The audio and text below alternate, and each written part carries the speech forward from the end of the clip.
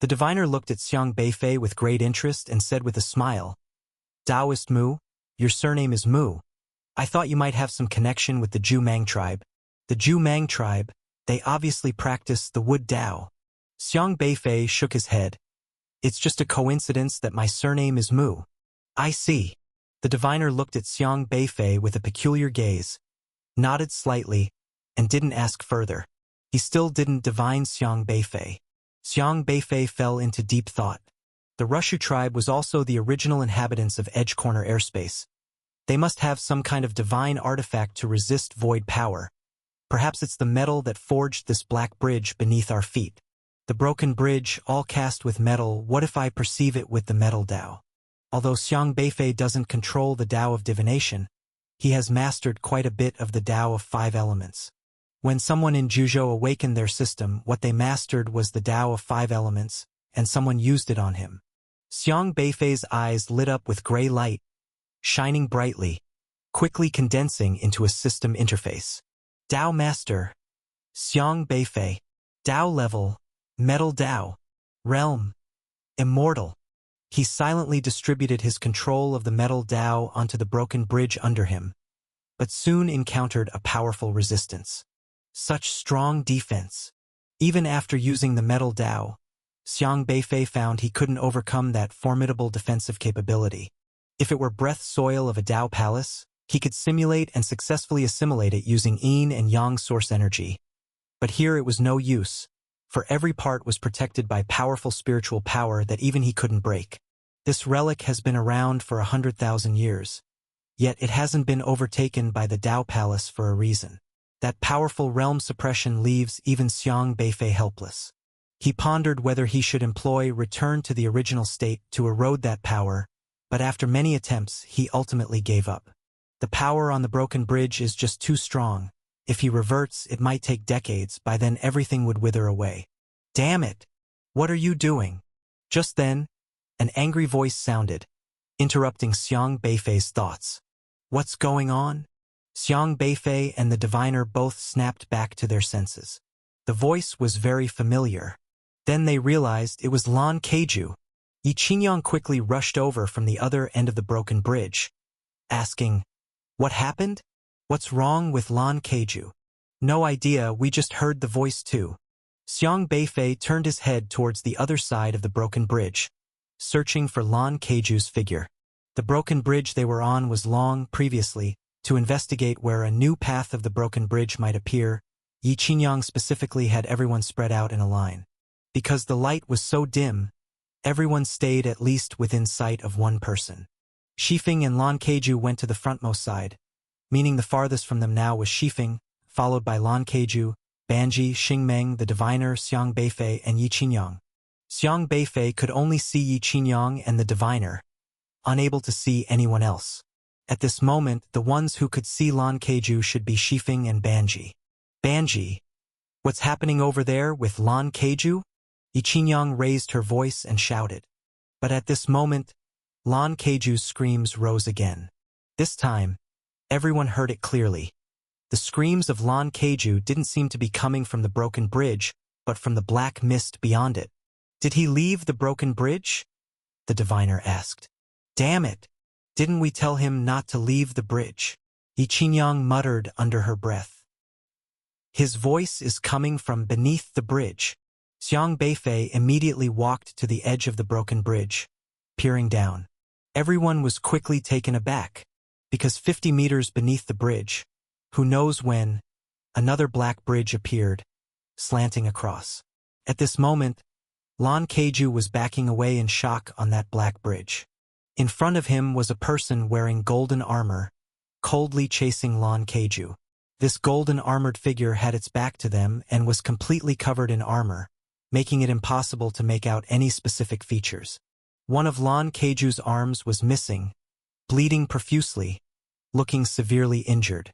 Just as Xiang Beifei and the others noticed this scene, the golden armored figure had already reached above Lan Keiju, swinging an axe down on him. The violent axe roared with the sound of wind and thunder, golden light bursting forth, unstoppable. Stop! Yi Qingyang shouted loudly, leaping out to rescue Lan Keiju. But it was already too late. Slash. The spiritual power defense originally protecting Lan Keiju appeared as feeble as paper, directly chopped apart by the axe. Unable to resist this terrifying and mighty axe, splitting him in two from the top. Even his spirit and Dao embryo shattered directly. No! Yi Qinyang cried out. 50 meters was but a blink for her. She raised a powerful red light in her hand, hurling it at the golden armored figure. Yet, Yi Qinyang paused once more, because the moment she struck, the golden armored figure had already disappeared, along with Lan Keiju. Even the black bridge that suddenly appeared was gone. Everyone here was highly skilled, but no one noticed how the black bridge vanished, as if it were a bubble that burst and vanished. Unforgivable! Unforgivable! Yi Qinyang looked both shocked and furious because Lan Keiju was also part of the travel Dao race. He wasn't at the so-called late immortal stage, but genuinely at the early inquiring Dao stage. Yet, he couldn't withstand even a single axe from that golden armored person. What happened? Why were you calling me just now? Just as Yi Qinyang was about to lose her cool, suddenly Lan Keiju's voice came from the left side of Xiang Beifei and the others. Xiang Beifei and the diviner both quickly turned their heads, only to find Lan Keiju, Shifeng, and Banji coming over from the other end of the bridge they were on, completely unharmed.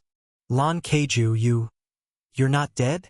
Xing Meng looked startled too, as he had witnessed the bloody scene of Lan Keiju being split in half by the armored figure too. What do you mean? Are you cursing me to die? Lan Keiju frowned, staring at Xing Meng. Yi Qinyang also turned around in shock, flipping immediately from the void, landing on the broken bridge. Lan Keiju, are you all right? I'm fine. Why are you all asking like that? Lan Keiju seemed confused. Not only him, but Shifeng and Banji, who came from behind, also looked puzzled. Just now, you appeared below the bridge then. The diviner hesitated, then simply recounted what was seen. Nonsense. I never left this bridge. How could I appear under it? Lan Keiju immediately retorted. But we all saw you being attacked by a golden armored person. Xing Meng said gloomily. Shifeng frowned. Impossible. Lan Keiju was always within my sight. That's right. I can vouch for it. Lan Keiju never left this bridge. Banji confirmed. Lan Keiju was within their view the entire time. Are you sure Lan Keiju didn't leave? Of course. Shifeng and Banji both said. Now Xiang Beifei and the others vaguely felt something was off. The scene just now was undeniably real, almost a living fact. Even Xiang Beifei, who couldn't be wrong in his perception of the Dao embryo, was perplexed. Lan Keiju's divine soul Dao embryo was split into pieces. Yet, the current Lan Keiju was still very much alive and kicking. Why did such a strange thing happen? Was it an illusion or... Every person present was a top expert, 2 from the late immortality stage and 5 inquiry Dao realm powerhouses. Aside from Xiang Beifei, almost everyone else was an ancient monster who had lived for thousands of years, with both experience and insight being incredibly strong. The scene where Lan Keiju was killed just now seemed very real to the diviner and Yi Qinyang. How could there be such an illusion? Anyway, as long as nobody is hurt, let's all stay alert. Let's not leave for now, Yi Qinyang said. Unable to ascertain the cause and with no clear explanations, it was best to set the matter aside while being mindful. Everyone refocused their attention, but the doubts in their hearts weren't dispelled. Yi Qinyang signaled for Lan Keiju to come over and communicated with him secretly using their unique travel Dao raceway. What happened? Were you sure there was no problem just now? Yi Qinyang asked. No such thing. Maybe you just saw wrong. This is the Rushu ruins. They're inherently eerie, aren't they? Lan Keiju replied. In any case, we must be cautious. If danger arises, find someone in the group as a scapegoat. Keep yourself safe. Yi Qinyang's gaze swept across Xiang Beifei, the diviner, and the others. The travel Dao race practices various paths, not just the ones that exist on the surface, but also the ethereal paths of death. To them, companions were sacrifices. Rest assured, I know what I'm doing. Didn't we team up to have scapegoats in dangerous moments? Those late immortality stage people won't have any resistance. Lan Keiju responded calmly. Yi Qingyang nodded slightly. In fact, when she initially gathered the group, she swore with her Dao embryo. However, the oath only covered the distribution of fortunes, not the safety of each person. By having Lan Keiju hide his cultivation, they hoped to make the new recruits let down their guard. Otherwise, knowing that there were 2 Inquiry Dao realm experts from the Travel Dao race, no one would have joined. Once they obtained the fortune and treasures, Lan Keiju solving the other companions obviates the need for Yi Qingyang to act, thus avoiding the Dao embryo's oath backlash. From start to finish, Yi Qingyang and Lan Keiju had already calculated everything. They waited another quarter of an hour in place, growing increasingly impatient. Suddenly, Shifeng noticed something. The path has appeared. Everyone immediately perked up, looking towards where he pointed, and sure enough, saw 2 paths at a broken bridge not far away. They immediately ran towards the paths. This time, the fork split into one path leading to an upper black mist and another leading downward, still without end in sight. Diviner, which path do we take this time? Xing Meng asked coldly. The diviner was silent for a moment before saying, "The downward path is safer. So we should go up then?" Xing Meng sneered. The paths the diviner had deemed safe earlier all ended in dead ends. The diviner knew Xing Meng was mocking him, but replied with composure, "I am not the leader." Yi Qingyang made a decision. Opportunity often comes with danger. Since the upper path is riskier, let's go up. Everyone turned to ascend the path, each seasoned and wary. They ascended along the black bridge, soon noticing that the black bridge ahead had changed. Railings appeared on the bridge, albeit mostly broken, distinctly different from the black bridge they had traversed earlier. A change meant they wouldn't hit a dead end again. But suddenly, from nowhere in the black mist came a mournful song. The song was ethereal and lingering, echoing in everyone's ears, like a girl in her chamber longing for her distant lover. The voice was so infectious that strange images seemed to appear before everyone's eyes. It was a tall house where a girl leaned against the window gazing into the distance, full of fanciful thoughts, dreaming of her husband's triumphant return from afar, dressed in golden armor and bearing golden flowers to wed her. "Who's singing?" Xiang Beifei asked, frowning. His voice broke the others out of the song's spell, each cursing their carelessness internally, as they almost instinctively fell into it when it began. If Xiang Beifei hadn't spoken up, they might still be trapped. What a strange song. It even bypassed my realm. Yi Qingyang felt a tinge of fear. If anyone had attacked during their trance, the consequences could have been dire. This kid was the first to react? Yi Qingyang couldn't help but look at Xiang Beifei, her curiosity about him growing stronger. "Look over there." Banji pointed to the stairs ahead. At the end of the black steps was a strange village. Unlike typical villages, this one's houses were peculiarly made of black metal, emanating a sinister chill, appearing exceptionally cold. The song seemed to be coming from this village. This should be the Rushu tribe's ruins. Finally, we've seen it. Lan Keiju's eyes gleamed. "Let's go. Check it out." Having only seen broken bridges till now, they couldn't miss the village. They quickened their pace, flying up the steps into the village. Only upon getting closer did they realize that the village was already in ruins, as if it had suffered an attack. Some houses had collapsed, while others had large holes, and one even seemed like it had been stomped by a giant foot, with footprints still discernible. The houses in the remnants of Rushu were also covered with powerful formations. Yet they were still destroyed like this, leaving one to imagine how fierce the battle must have been 10,000 years ago. "The singing is over there." Banji pointed to a towering black iron building. This black iron building was taller and more magnificent than the surrounding houses, resembling a mansion. Although the walls were also smashed, its distinctiveness was still recognizable. The group immediately headed towards this mansion. The city wall was about 4 or 5 meters high, but it was no obstacle for them. They leaped up and stood steadily on the wall, then looked inside the city wall. But soon, everyone was slightly stunned. Right in the center of the courtyard stood a person. It was a man with a tall and majestic stature, a resolute face, clad in golden armor, holding a giant axe. Standing there, he seemed like an insurmountable mountain, intimidating any intruders.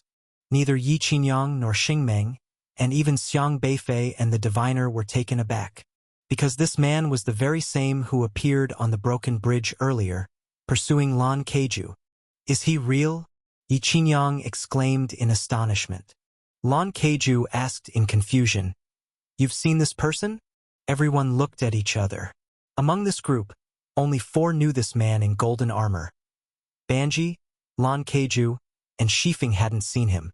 Yi Qinyang gazed at this motionless figure in uncertainty for a long time before saying, We just saw him chasing you earlier.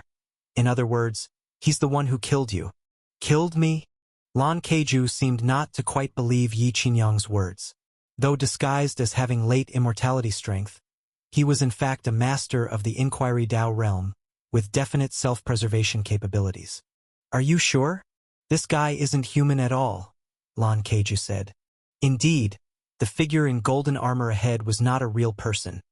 More like a statue cast from black iron, exuding no aura, nor did it pose any threat, purely resembling a dead object. However, the one seen on the broken bridge earlier carried an immensely terrifying aura and murderous intent. A formidable killing intent even Yi Qinyang dared not underestimate. There are statues over there as well, the diviner pointed out.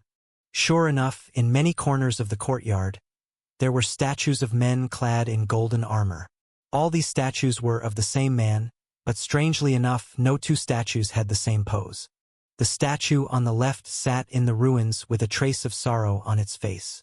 10 meters away from this statue stood another one.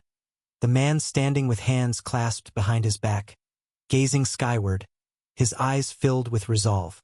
On the other side, a man held his helmet in hand, head lowered as if in meditation, striding forward with furious roars, fists clenched in anger, every conceivable pose.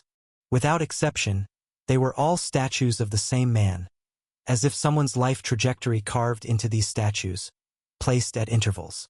This scene was exceedingly eerie. I have a bad feeling about this.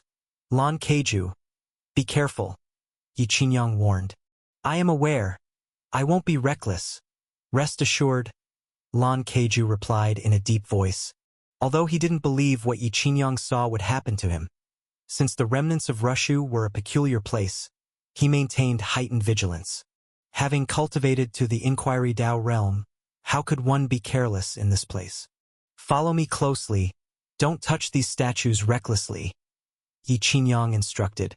All right, Lan Keiju nodded slightly.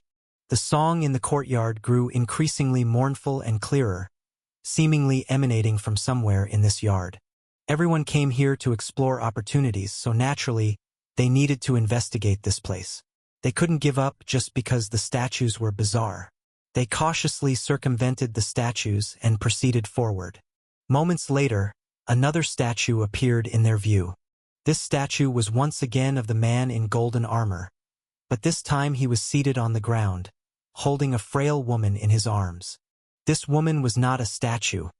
She was a real, living person. A living person? Yi Qinyang frowned. No, not a living person, Xiang Beifei replied. He didn't see the Dao embryo in her. Definitely not a living person.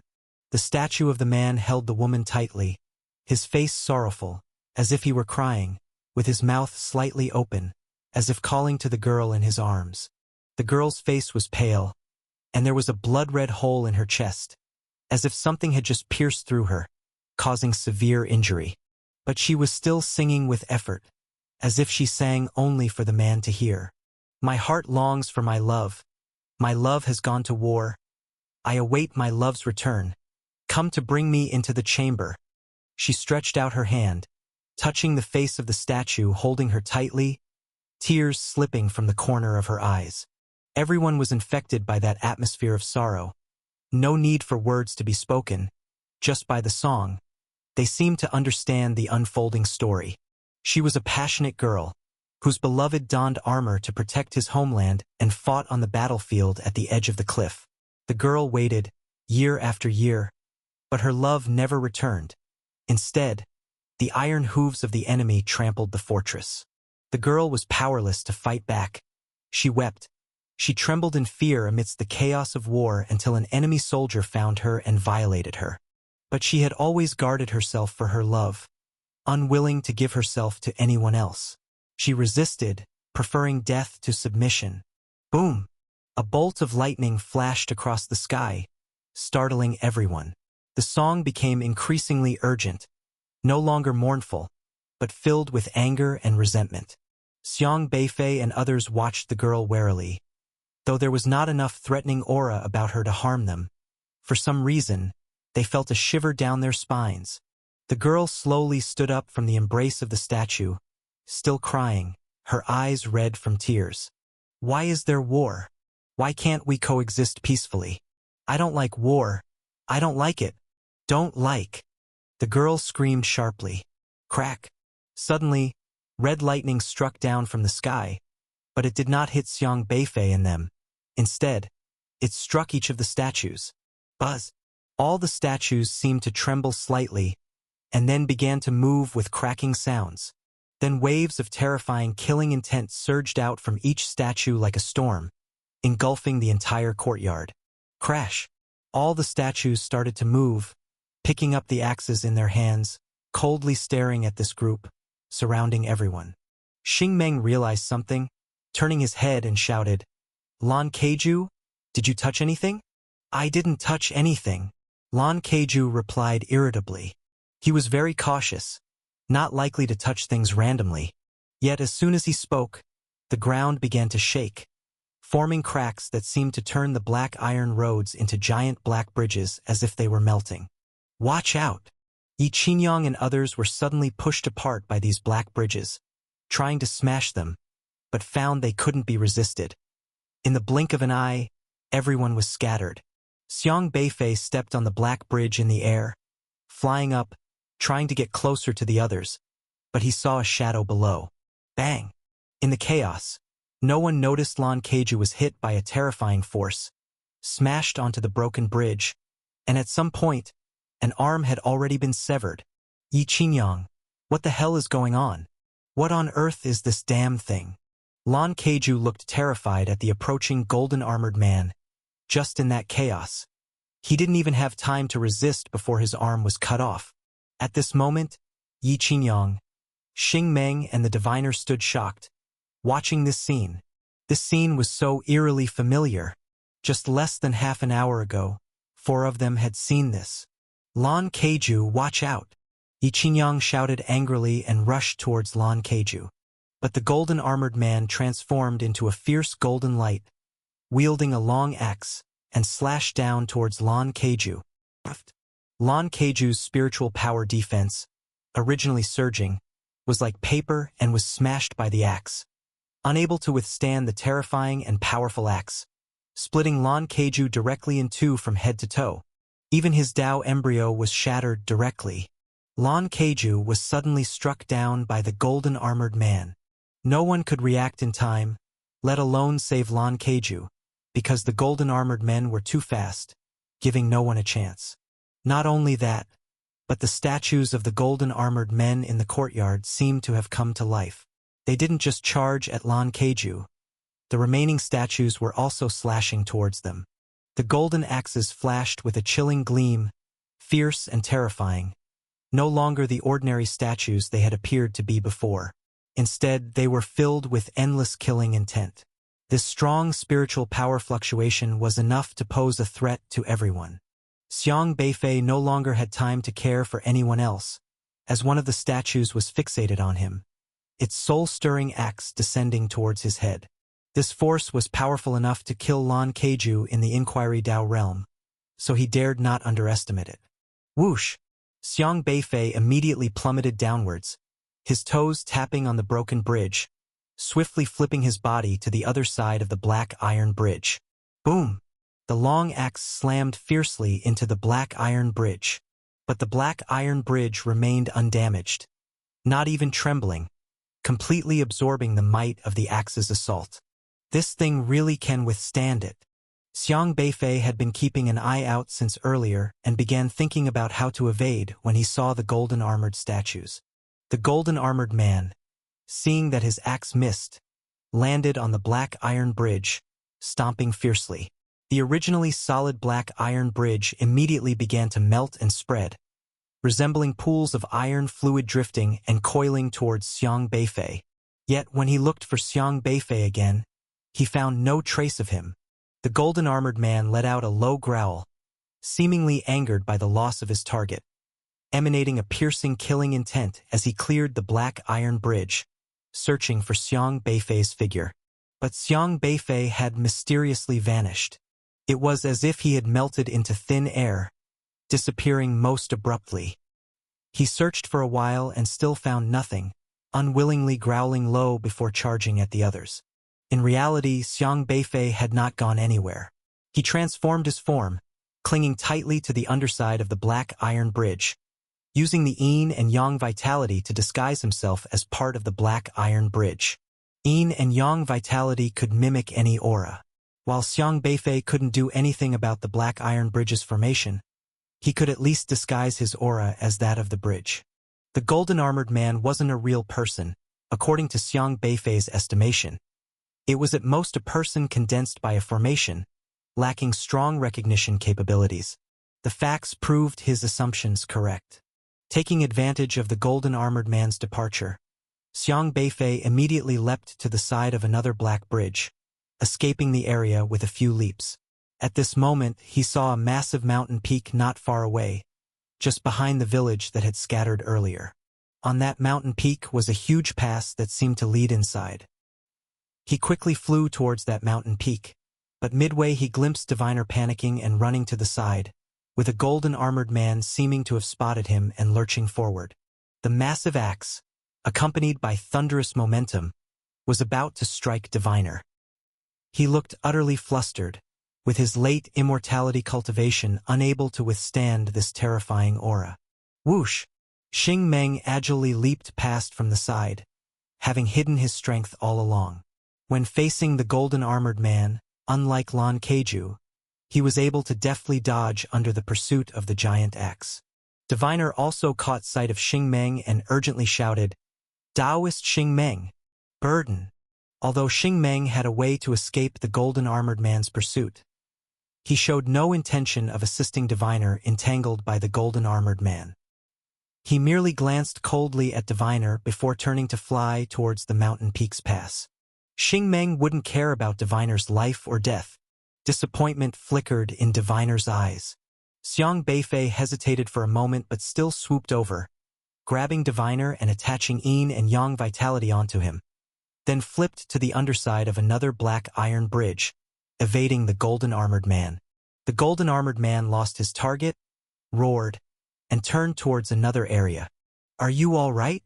Xiang Beifei asked. "Taoist Mu, thank you, thank you. That golden-armored man is truly terrifying. I don't know what kind of being it is." Diviner wiped away sweat, having returned from the brink of death, still in fear. "Go to that mountain peak." Xiang Beifei peeked out, seeing the golden-armored man leave, immediately darting out, leveraging a piece of a crossing black bridge, and then ran towards Xing Meng's direction. Diviner kept following behind Xiang Beifei, and in no time, the two of them fell onto the mountainside. This mountain peak wasn't soil. It was still composed of black iron. But if one ignored this fact, its shape was no different from a real mountain, even having some strange plants growing on it. These plants grew in the black iron, as if they thrived on the special metallic nutrients within, displaying various colors: red branches, purple leaves, resembling unusual iron trees. Some of the iron trees bore silver-white fruits, appearing particularly exotic. When Xiang Beifei and they arrived here, Xing Meng and Shifeng seemed to be already waiting here. Shifeng glanced at Xiang Beifei and Diviner without speaking, while Xing Meng acted as if he didn't see Diviner. Moments later, Yi Qinyang arrived, dragging along Banji. Banji was just a frail girl, responsible only for healing in the team. She had almost been cut down by the golden-armored man during the attack, but it was Yi Qinyang who saved her. However, Yi Qinyang didn't look well. "Are you all right?" Banji asked. I'm okay. "I almost lost my life just now, but Yi Qinyang saved me," Banji whispered. "That guy seems afraid to step here." Shifeng kept his eyes fixed on the golden-armored man not far away. The golden-armored man, holding a large axe with a fierce expression, glared angrily at the intruders, but he did not step forward, standing still on the black bridge. "What exactly happened just now? Is Lan Keiju really dead this time?" Xing Meng asked gruffly. They had witnessed Lan Keiju die twice earlier. The first time turned out to be an illusion, but the second time they saw Lan Keiju's death again, and most importantly, it was exactly the same as the first. Yi Qinyang's gaze turned icy as she looked at Xing Meng. Xing Meng didn't care despite Yi Qinyang's unfriendly stare and said, "I'm just stating the truth. Didn't we all see him die the first time? First, give me an explanation. Why did you hide your strength?" Yi Qinyang demanded coldly. Xing Meng raised an eyebrow. "Your aura was quite impressive when dealing with the golden-armored man earlier. Do you think I didn't notice? You clearly have the Inquiry Dao realm cultivation and can handle the golden-armored man, so why didn't you act?" Yi Qinyang said in a deep voice. The situation was chaotic earlier, but she saw Xing Meng easily fend off the golden-armored man's attack with a kick, escaping from beneath his large axe effortlessly. The golden-armored man who could kill Lan Keiju couldn't do anything to him. This meant Xing Meng's strength far surpassed that of Lan Keiju. Inquiry Dao realm strength. The diviner stared at Xing Meng in astonishment. He looked particularly shocked because Xing Meng had always wanted to kill him, and if Xing Meng truly had the Inquiry Dao realm strength, he would be even more dangerous. Of course, he has the Inquiry Dao realm strength, but he deliberately hid it to infiltrate this team, Yi Qinyang said coldly. Xing Meng let out a cold laugh. "And you dare talk about me hiding strength? Why don't you ask how Lan Keiju is involved? He's not just at the late stage of immortality. What were your intentions in having him hide his strength in this team?" Yi Qinyang's expression didn't change as she calmly responded, "I know nothing of Lan Keiju's matters." With no witness to accuse her, she was a 1,000-year-old demon who wouldn't be flustered by Xing Meng's words. "Ha ha ha!" Xing Meng laughed loudly, mocking Yi Qinyang. "Yi Qinyang, you're quite good at acting. We're not novices here. Do you really think I can't see that Lan Keiju is one of your travel Dao race? He also has the Inquiry Dao realm strength, but you keep saying that with your Dao embryo vow, you'll protect everyone and distribute opportunities fairly. But having Lan Keiju hide his identity shows your ulterior motives, doesn't it? The person is dead, you can slander all you want. I only saw you not helping when your teammate was in danger. The diviner was almost killed right beside you, and you didn't care at all." Yi Qinyang coldly fixed her gaze on Xing Meng. "You never took this team seriously. I won't trust you anymore." "Just as well, I don't trust you either," Xing Meng laughed. Now only 6 people remained in the team, with Xing Meng and Yi Qinyang at odds, malice radiating from them. "If you don't trust me, you can leave," Yi Qinyang said. "You have no right to tell me what to do," Xing Meng said mockingly. "In this team, I call the shots now." "Since when did you call the shots in this team?" Yi Qinyang replied coldly. "From this moment onwards." Suddenly, a flash of cold light shot out from behind Yi Qinyang, hurtling towards her with incredible speed, blasting onto her in an instant. Yi Qinyang reacted quickly but was still a beat too slow. Her spiritual power that was guarding her body scattered, her aura disordered, and she staggered backward. She looked carefully and discovered that the one who had attacked her was none other than Banji, whom she had just saved. "Banji, what are you doing?" Yi Qinyang shouted angrily. The once frail Banji now showed no trace of weakness, holding a dagger in her hand, flames flickering on it, her aura powerful and overwhelming. "What am I doing?" "Of course, dealing with you."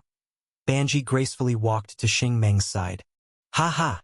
Good move, my wife." Xing Meng pulled Banji into his arms, flashing a proud smile. "You two, actually husband and wife?" and both Inquiry Dao realm experts. The diviner was utterly shocked. What? Didn't you call yourself a diviner? You didn't even see this coming?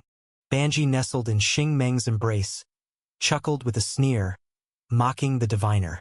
I never prophesy about people. The diviner murmured uneasily, his expression no longer calm.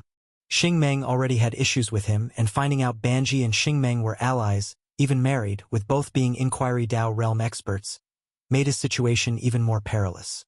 You have such ruthless tactics, and I was the one who saved you just now. Yi Qingyang hadn't expected this turn of events at all. She had always been wary of Xing Meng but overlooked this frail girl.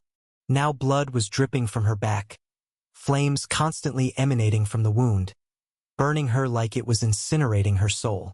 Yi Qingyang struggled to suppress the flames, but her face grew paler.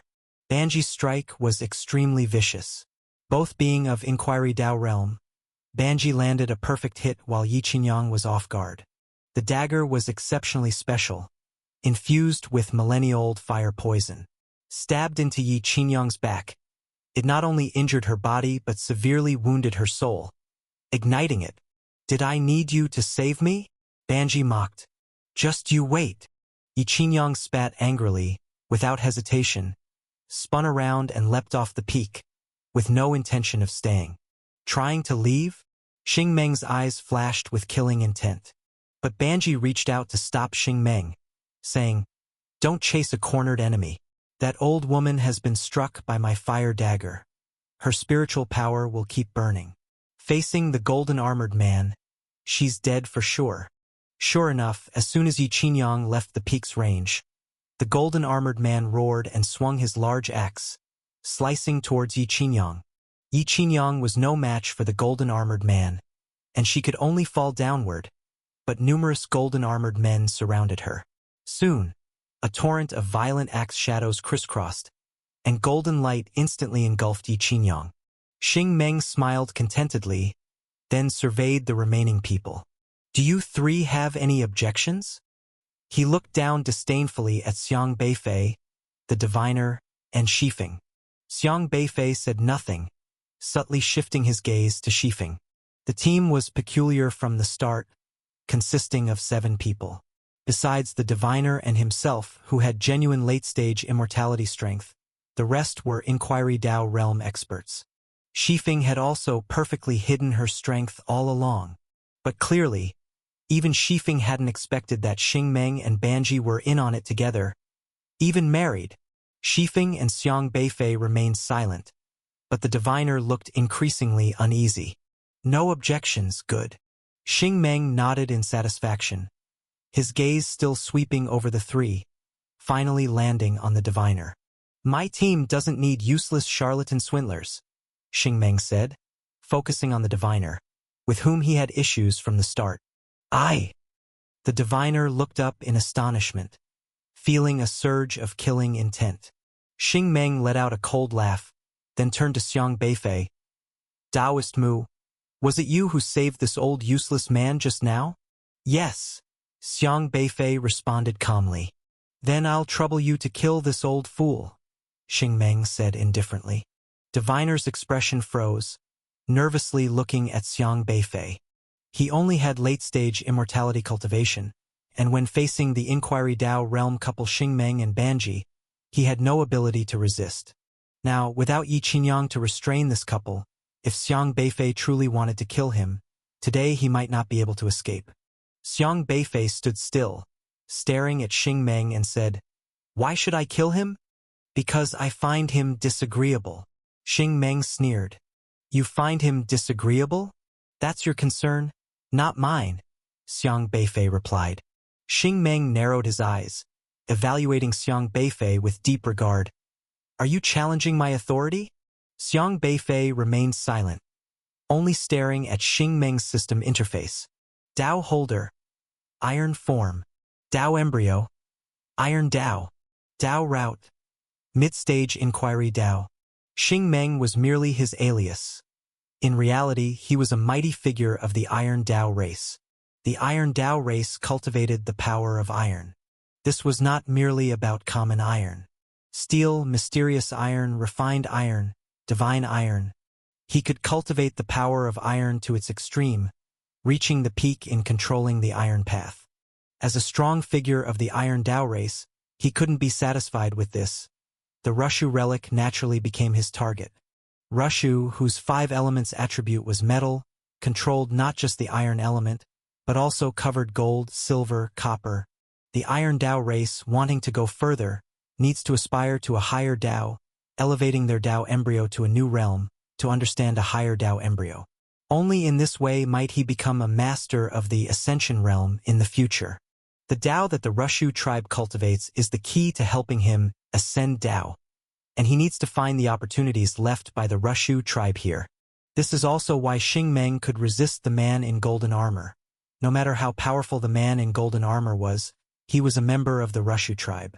Strictly speaking, the abilities he displayed and the Tao Xing Meng cultivated were almost similar. This guy hasn't used his Tao embryo ability against me. Xiang Beifei fell into contemplation. Xiang Beifei didn't speak, but over here, Xing Meng assumed he was timid. Ha ha ha. Xing Meng laughed arrogantly, teasingly asked, Taoist Mu, do you think I'm negotiating this issue with you? You are also a late-stage immortality cultivator, having lived for countless years.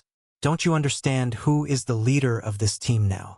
In his view, being able to cultivate to the late stage of immortality, one must be at least a monster who has cultivated for thousands of years.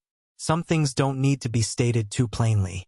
To kill Diviner was easy for him, but he wouldn't do it personally, because he needed Xiang Beifei to understand that he's now in control of this team. He wanted whoever to die, they would have to die. He wanted whoever to live, they could live.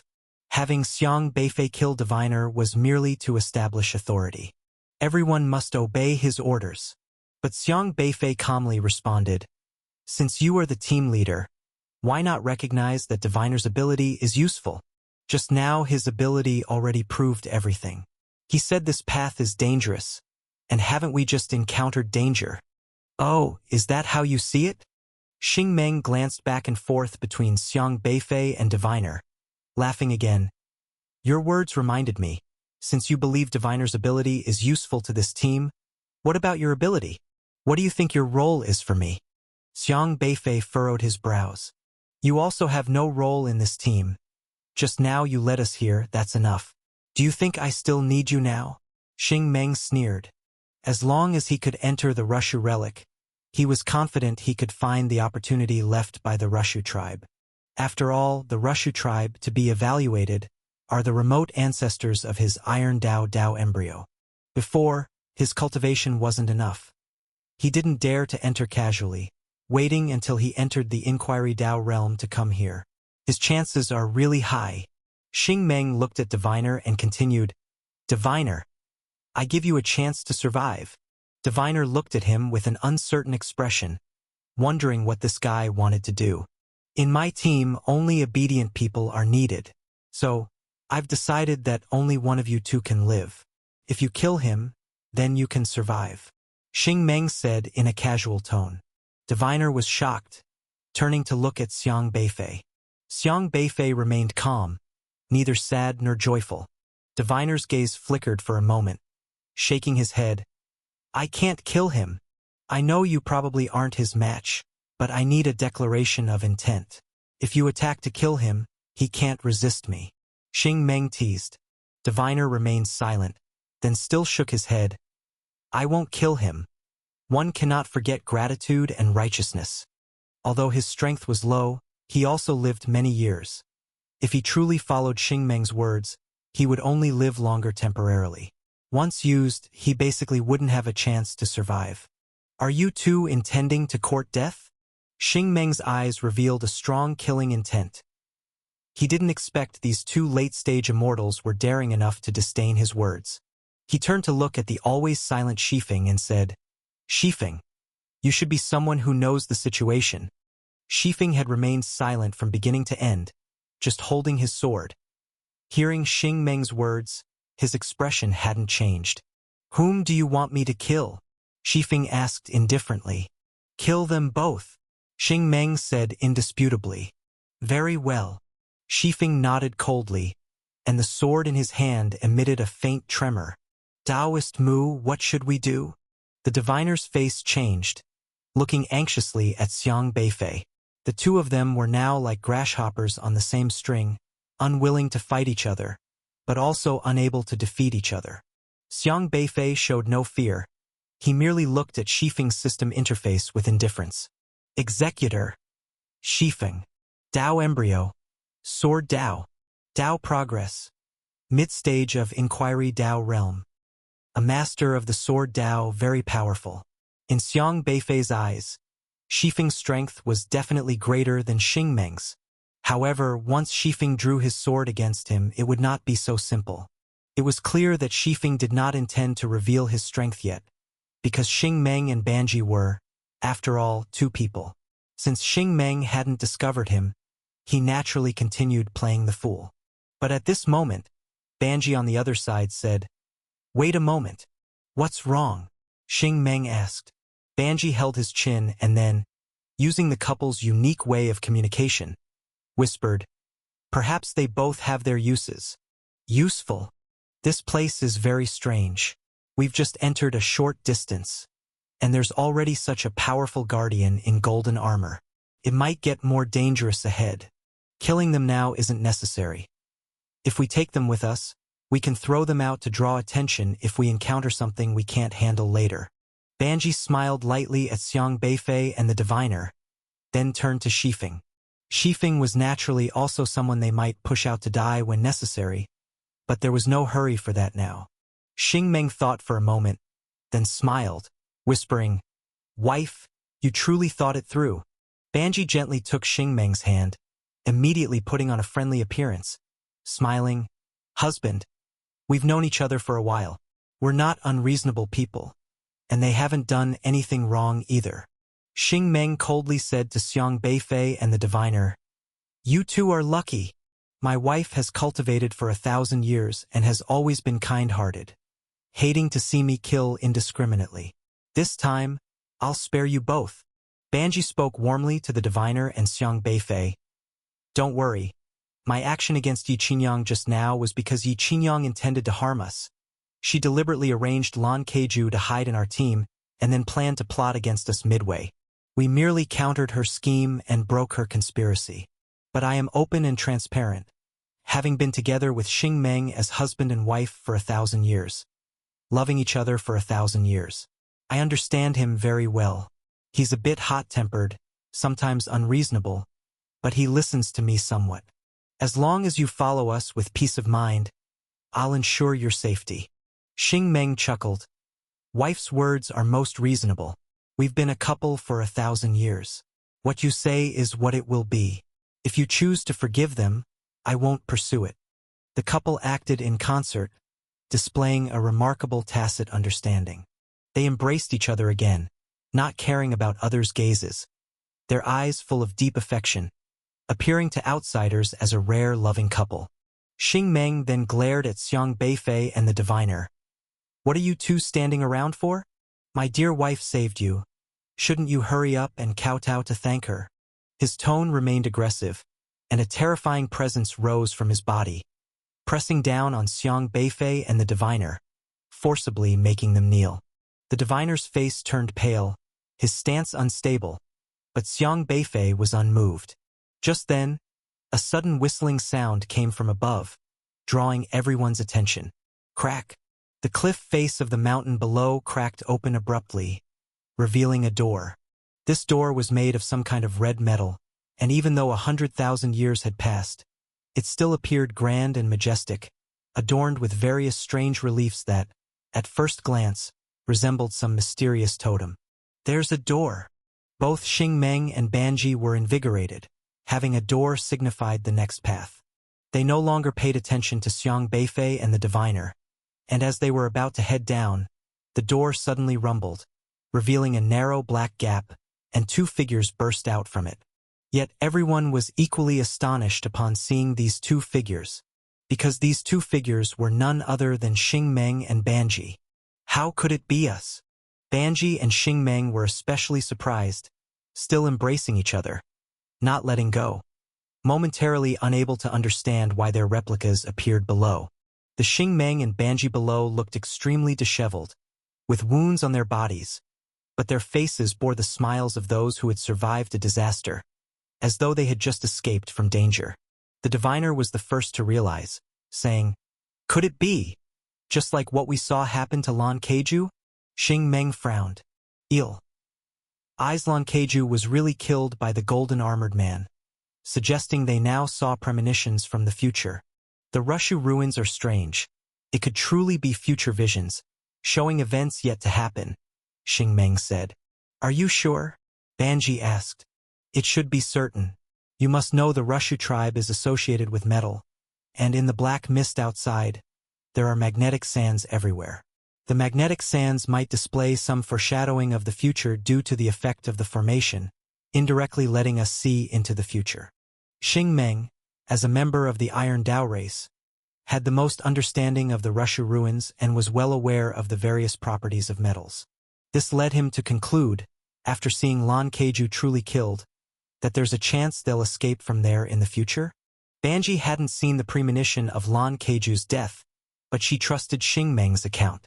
Xing Meng chuckled, pinched Banji's cheek, and said, "Doesn't it make sense that a loving couple like us faces risks together and, no matter the danger, eventually escapes successfully?" Banji nodded gently. "Indeed, with our hearts united, we can overcome anything. If we can escape, there's nothing to fear."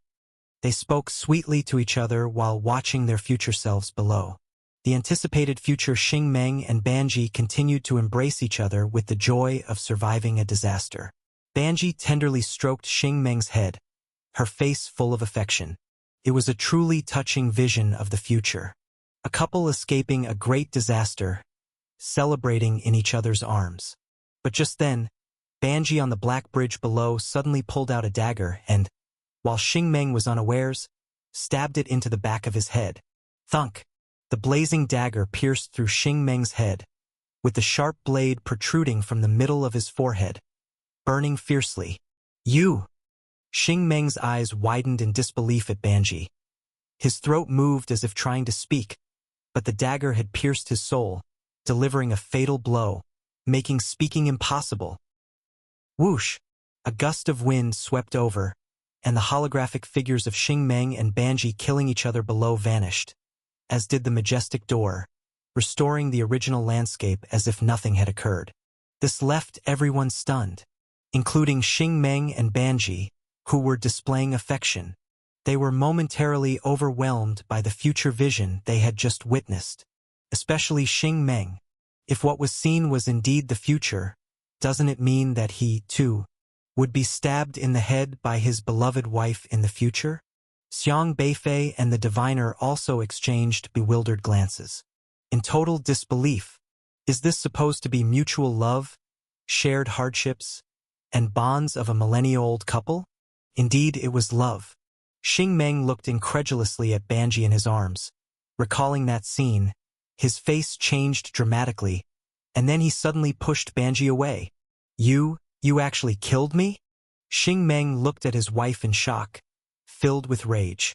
Banji, having been pushed away by Xing Meng, felt bewildered and said, "Husband, what are you saying? How could I possibly kill you?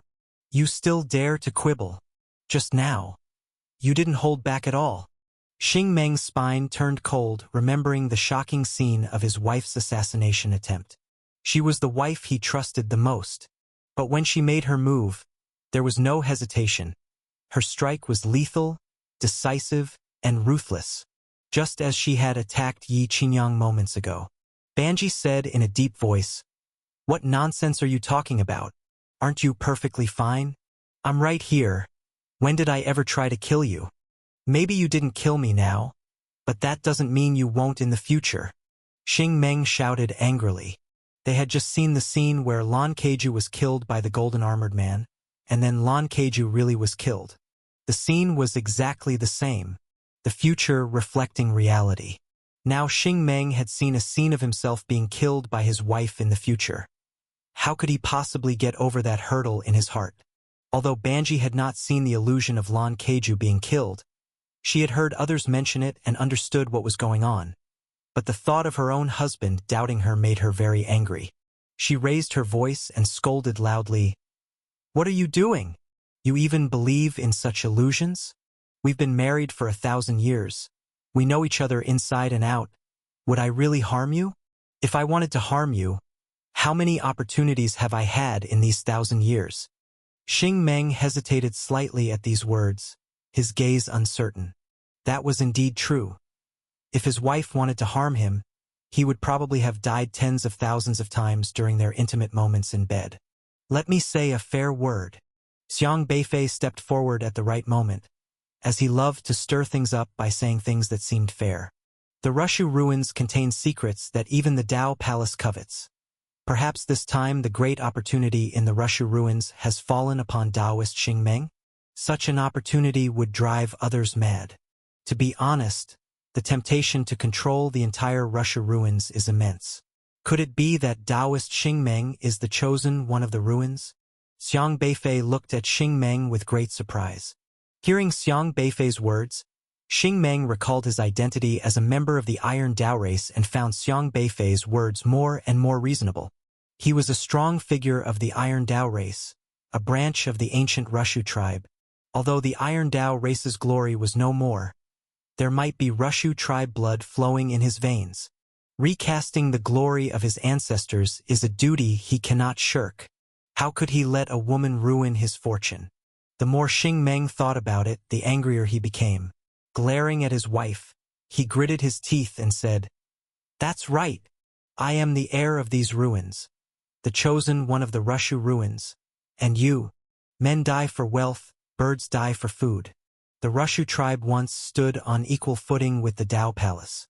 If the opportunities in the Rushu ruins could only fall into the hands of one person, granting them supreme legacy power, it wouldn't be impossible for even a loving couple to kill each other.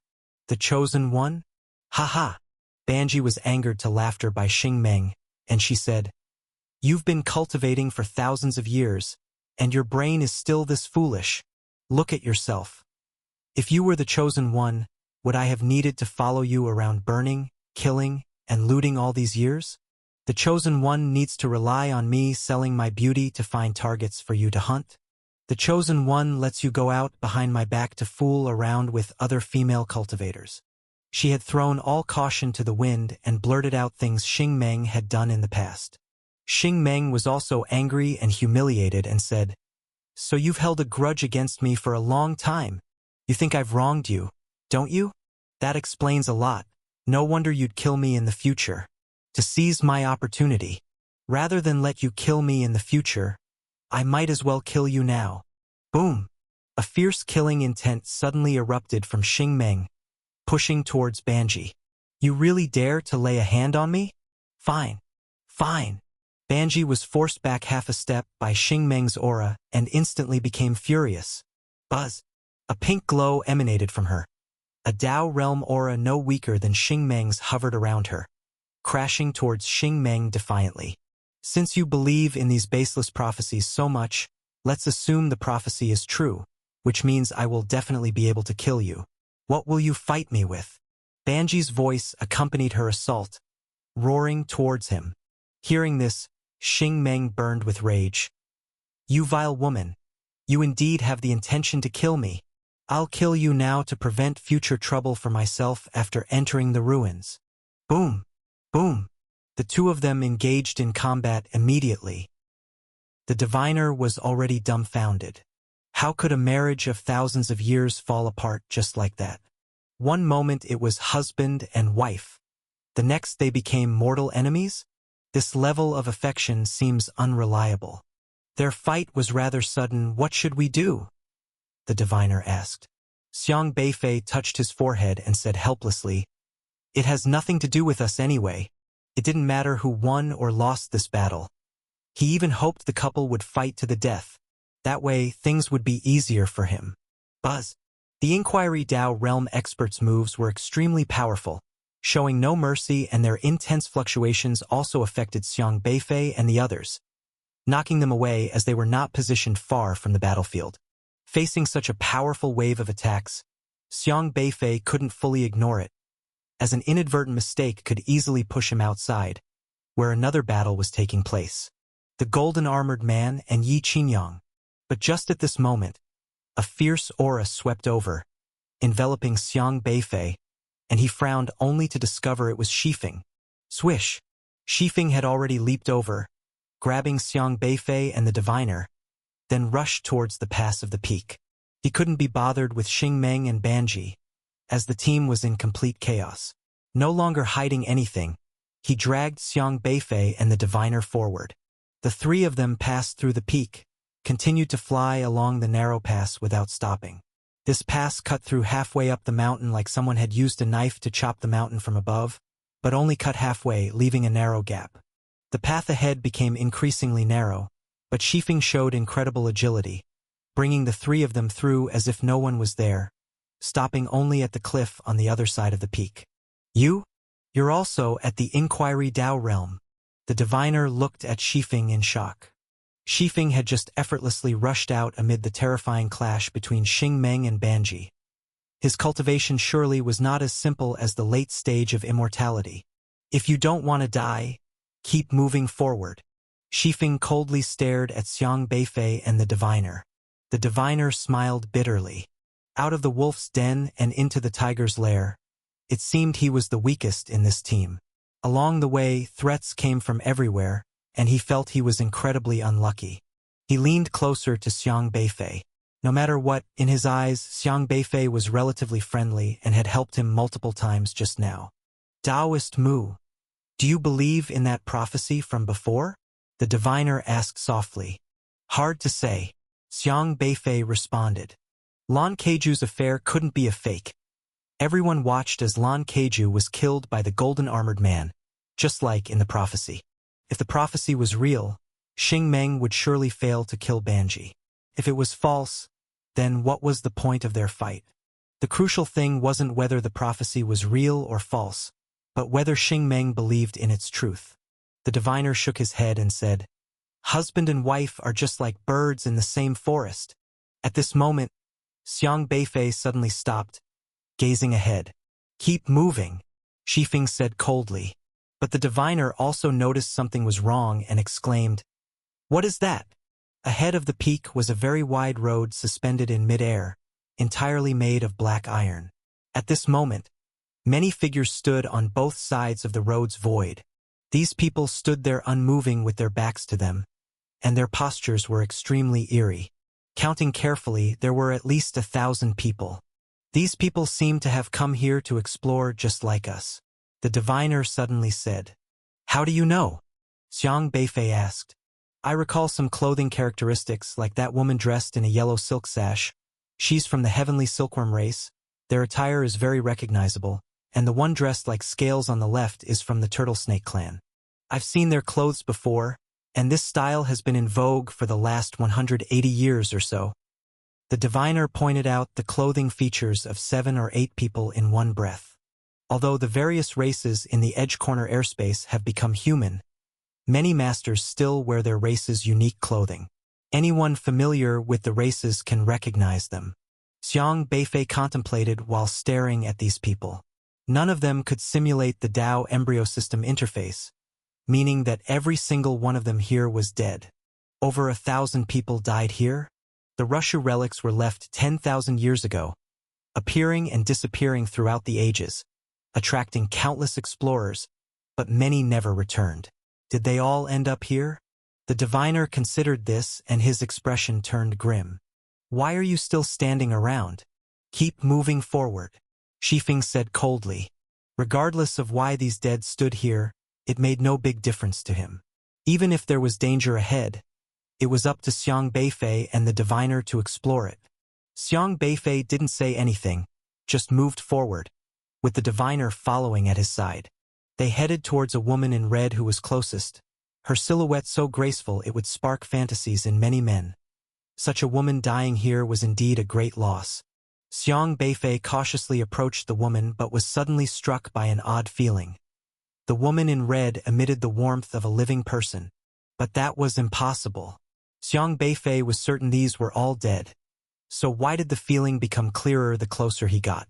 The red-dressed woman didn't move, still standing there, when suddenly a gust seemed to blow through the black mist, and from Xiang Beifei and his companion's perspective, her face appeared to move, as if smiling. She's smiling. Is she still alive? The diviner whispered. Don't jump to conclusions yet. Xiang Beifei had already heightened his alertness, aware that this place was no good, given the prior experience with the golden-armored man. Step by step, they circled the woman to face her, scrutinizing her. The woman's expression was calm, her eyes sharp, with no signs of death. In everyone's perception, she had the warmth of a living person, very ordinary. But at this moment, the diviner seemed to have realized something, turning extremely shocked. What's wrong? Shifeng asked coldly. Look at her throat, the diviner said. Xiang Beifei noticed as well. There seemed to be a tiny vertical slit at the woman's throat, as if cut by some sharp object. Another gust blew by, the slit on her throat widening a bit. All three of them were suddenly stunned, for within the slit on the woman's neck, they saw black bones. Skinless with no flesh, only black bones, and undoubtedly, those bones were made of the black iron found everywhere here. The diviner swallowed hard and said, Are you thinking the same as me? Pretty much, Xiang Beifei said solemnly. Shifeng looked at the woman and said coldly, This person looks like she's been skinned, and her skin draped over a black iron skeleton. That was the same thought shared by the diviner and Xiang Beifei. This thought gave them the chills. They immediately looked at the other standing figures, each one vivid, maintaining their living appearance, looking alive, but a closer look would reveal that each had a slit at their throats, exposing the black iron bones underneath. Could it be that everyone here was skinned to death like this? The diviner said in surprise. These thousands of people died here in this manner? Keep moving forward. Ignore them, Shifeng shouted. The diviner had no choice but to steel himself and move on while Xiang Beifei kept pace with him. But something felt off to him, though he couldn't pinpoint what was wrong. After walking several meters and passing several people, a realization struck him. Glancing back, he said, There's a problem. What is it? Shifeng asked coldly. Look at the people behind us. Xiang Beifei gestured. They turned to find that the red-dressed woman they first encountered had somehow followed them within half a meter. Most crucially, they had only walked a few steps and could no longer see the original peak, shrouded in black mist. At this moment, more and more people filled every direction, up and down, left and right, all the skin people encasing black iron skeletons. This was far more than 1,000, now a dense swarm of at least 10,000. Whoosh! Whoosh! As the wind blew, the skin on everyone moved, creaking and cracking, stretching and distorting the skin on many faces, revealing eerie expressions. They looked like they were crying, or coldly smiling, sadness, resentment, excitement, chilling, all kinds of expressions, making viewers extremely uneasy. The diviner gasped in shock. Unconsciously, they had been surrounded by these skin-wrapped skeletons, especially as tens of thousands of them were staring at them, seemingly contemplating how to deal with them, adding to the eeriness. The diviner remembered something, and plates of turtle shells appeared in his hand. Spiritual power instantly covered the turtle shells, and complex and obscure ancient text light patterns flowed out, then dispersed, falling on each person. Buzz, buzz, buzz. These ancient texts had no lethality and penetrated into everyone's body without any obstruction. But after touching them, there was no response, as if stone had sunk into the sea. What are you doing? Shifeng shouted. The diviner extended his right hand, his thumb quickly tapping on his fingers as if deducing something, and then his complexion changed dramatically, saying, Not good. These eerie skin-wrapped skeletons are very dangerous. Isn't that obvious? Shifeng coldly said. Coming to the Russia ruins and seeing so many people who had entered before had their skin stripped off, it was obviously a dangerous situation. The diviner's senseless remark made Shifeng even more sullen. No, I mean these skin-wrapped skeletons might. Before the diviner could finish his sentence, the red-clad woman behind suddenly reached out and grabbed his shoulder.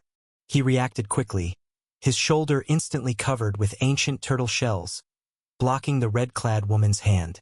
The diviner cultivated in the divination Tao, and his methods all originated from the turtle shell technique.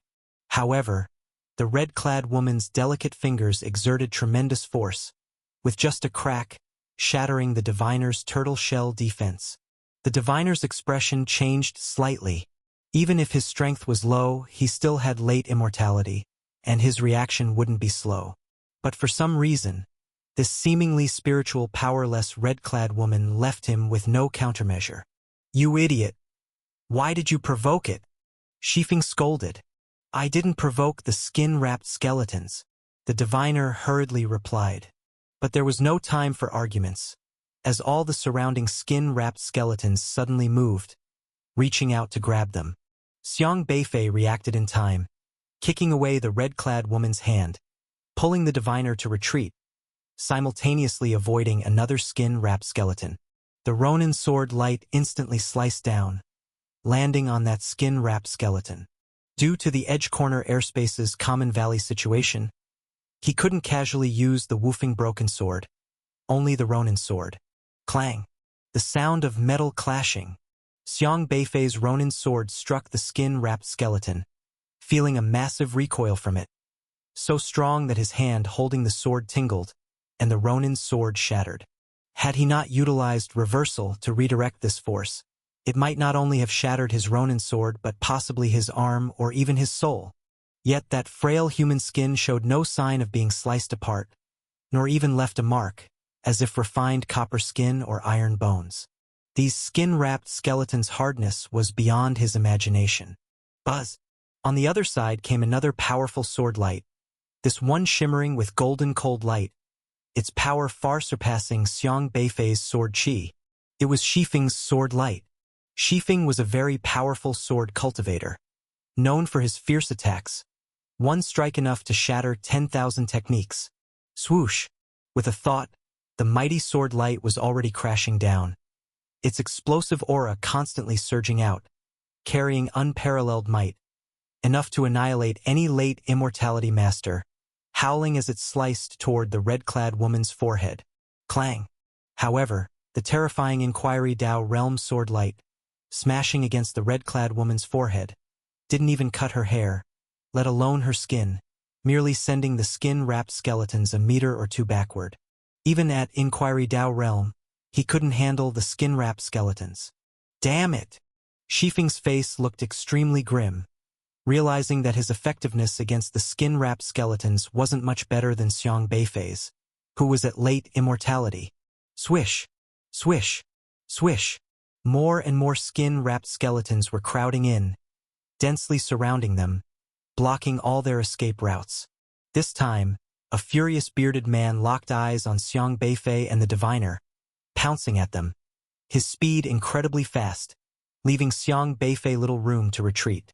The diviner couldn't be relied upon to resist, as his abilities outside divination were quite limited, relying solely on Xiang Beifei. But Xiang Beifei also had no means to repel these skin-wrapped skeletons, especially with Shifeng showing no intention of helping. He had to rely on himself to figure out a way. Calmly observing the skin-wrapped skeletons, Xiang Beifei carefully sensed their aura, quickly channeling his yin and yang source energy, instantly disguising both his and the diviner's aura as that of the skin-wrapped skeletons. Swoosh! The ferocious bearded man suddenly halted midair, his claw-like hand just an inch from Xiang Beifei's throat. The wind blew against his skin, constantly stirring it, making his expression even more twisted. But strangely, the ferocious man did not continue to pursue, instead turning toward Shifeng. Xiang Beifei wanted to rely on yin and yang energy to continue forward, but these skin and bone men blocked the way, their power terrifyingly immense, impossible for him to push through. Shifeng drew their attention ahead, making the path forward as obstructed as constipation, with no way out. We can't keep advancing like this way. This way is safe. The diviner once again tossed out a piece of tortoiseshell, transforming into a stream of light, drawing a vague gray line through the dense crowd of skin and bone men. Follow the line, the diviner urged Xiang Beifei. Without any hesitation, Xiang Beifei immediately followed the gray line plotted by the diviner. Whoosh! Whoosh! The skin and bone men ignored Xiang Beifei, continuing to surge toward Shifeng, but the gray line drawn by the diviner worked wonders. As long as Xiang Beifei followed it, the skin and bone men brushed past him and the diviner nearly untouched. The gray line wasn't fixed, constantly shifting in the air. The diviner had no other skills but was excellent at finding a safe escape route, weaving through the crowd, and soon the two had broken free, returning to the original mountain pass. Glad we made it out. The diviner sighed in relief, trying hard to straighten his disheveled long white eyebrows. For him, clothes could be messy, but his eyebrows couldn't be. Your ability is quite impressive. Born for safety, Xiang Beifei remarked. The diviner replied awkwardly, I'm just good at running away, nothing else worth mentioning. He could divine a safe path through chaos, predicting good and bad fortune. However, the downside was apparent. Following his safe path essentially led back to the starting point. Can't you divine a safe advance route? Xiang Beifei asked. The diviner hesitated for a moment before saying, Actually, I was divining earlier, but how should I put it? There are nearly no safe advance routes like our smooth retreat just now, but I have divined a strategy. What strategy? Xiang Beifei inquired. The diviner hesitated again, glanced at Shifeng who was still besieged, and shook his head. I can't say, at least not to him. Boom! At that moment, countless sword beams burst out from the gaps between the skin and bone men's figures, the crossing and interweaving sword chi temporarily forcing back the dense skin and bone men. The light of the sword chi revolved in the air, then reassembled into the form of Shifeng beside Xiang Beifei, transforming the body into a sword, merging human and sword as one. This was the highest realm of a sword cultivator. Having cultivated his sword to this degree was rare across the entire Edge Corner airspace. Shifeng's face was gloomy. Though he had escaped, he clearly paid a price, his aura extremely chaotic. The skin and bone men were too powerful. Even he couldn't completely retreat unscathed. You managed to get out? Shifeng frowned, staring intently at Xiang Beifei and the diviner. He was inquiring the Dao realm, but Xiang Beifei and the diviner were at the late stage of immortality. Yet they escaped earlier, which made him suspicious. Could these two guys also be inquiring the Dao realm? But recalling, except for himself, neither Xiang Beifei nor the diviner exhibited any aura of inquiring the Dao realm earlier. These two guys should both be at the late stage of immortality, no mistake about that. I divined a safe escape route. I was just divining how to safely get away, the diviner quickly explained. Shifeng wore a gloomy face, but on second thought, the diviner indeed had some skill. If the diviner could deduce a safe retreat route, then he was somewhat useful.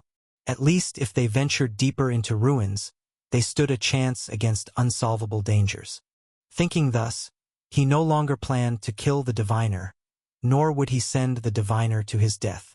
As for Xiang Beifei, Shifeng was indifferent. They had returned to their starting point and needed to reconsider how to make it past these tens of thousands of skin and bone men, a crucial issue. While pondering, suddenly Shifeng sensed something, frowning slightly, and then shouted in a low voice, Don't move, someone's coming. Sword chi rapidly surged from his body, enveloping Xiang Beifei and the diviner, concealing their aura of life. Whoosh! Whoosh! A troop of about 10 people rapidly emerged from the distant black fog, the leading three exuding powerful auras with no concealment. Masters in the Inquiry Dao realm. Upon close inspection, Xiang Beifei realized these three were Demon Dao practitioners. Aside from these 3 people, the remaining 7 seemed to have low cultivation, their faces pale and filled with terror.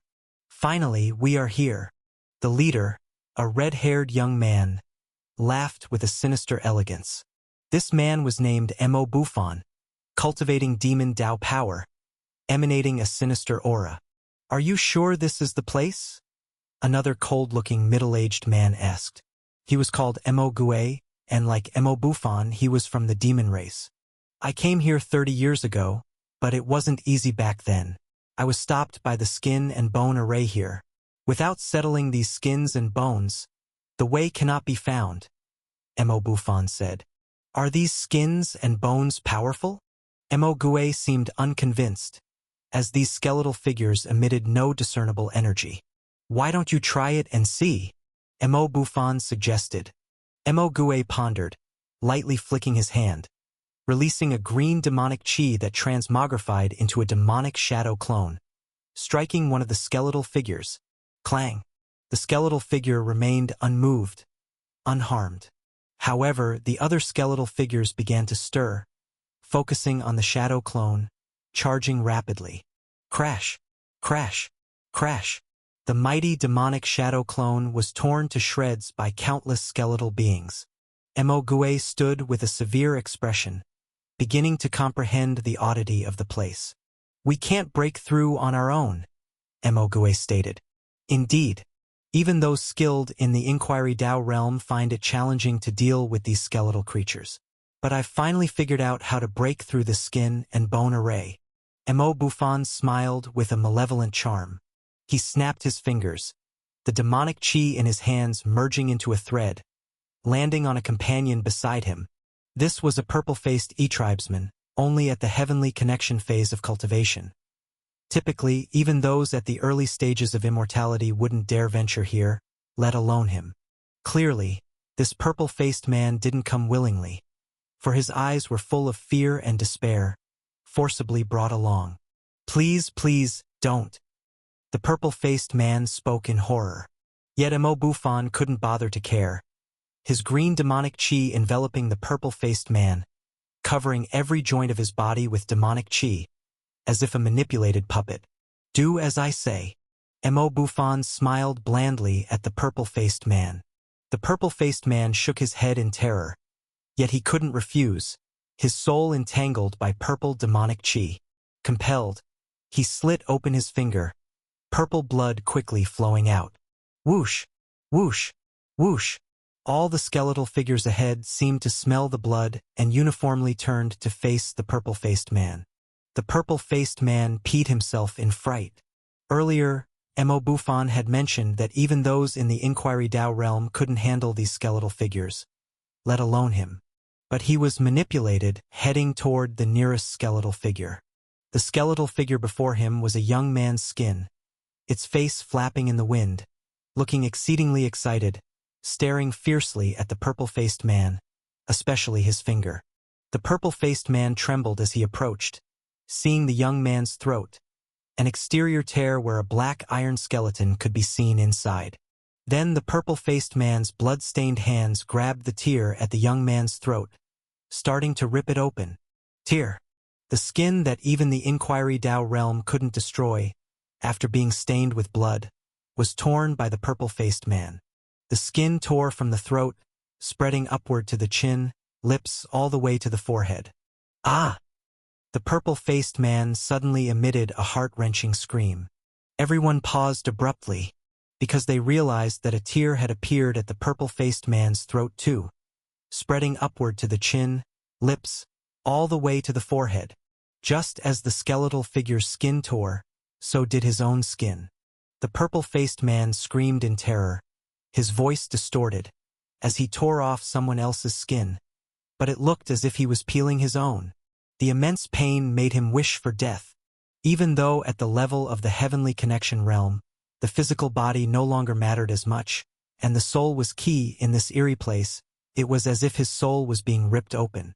This pain was terrifying, almost making the purple-faced man wish for death. Yet he did not stop, still tearing off the skin and bone person. At the scene, apart from the 3 Inquiry Dao realm experts of the demon race whose expressions remained unchanged, there were 7 others around them, all pale with fright.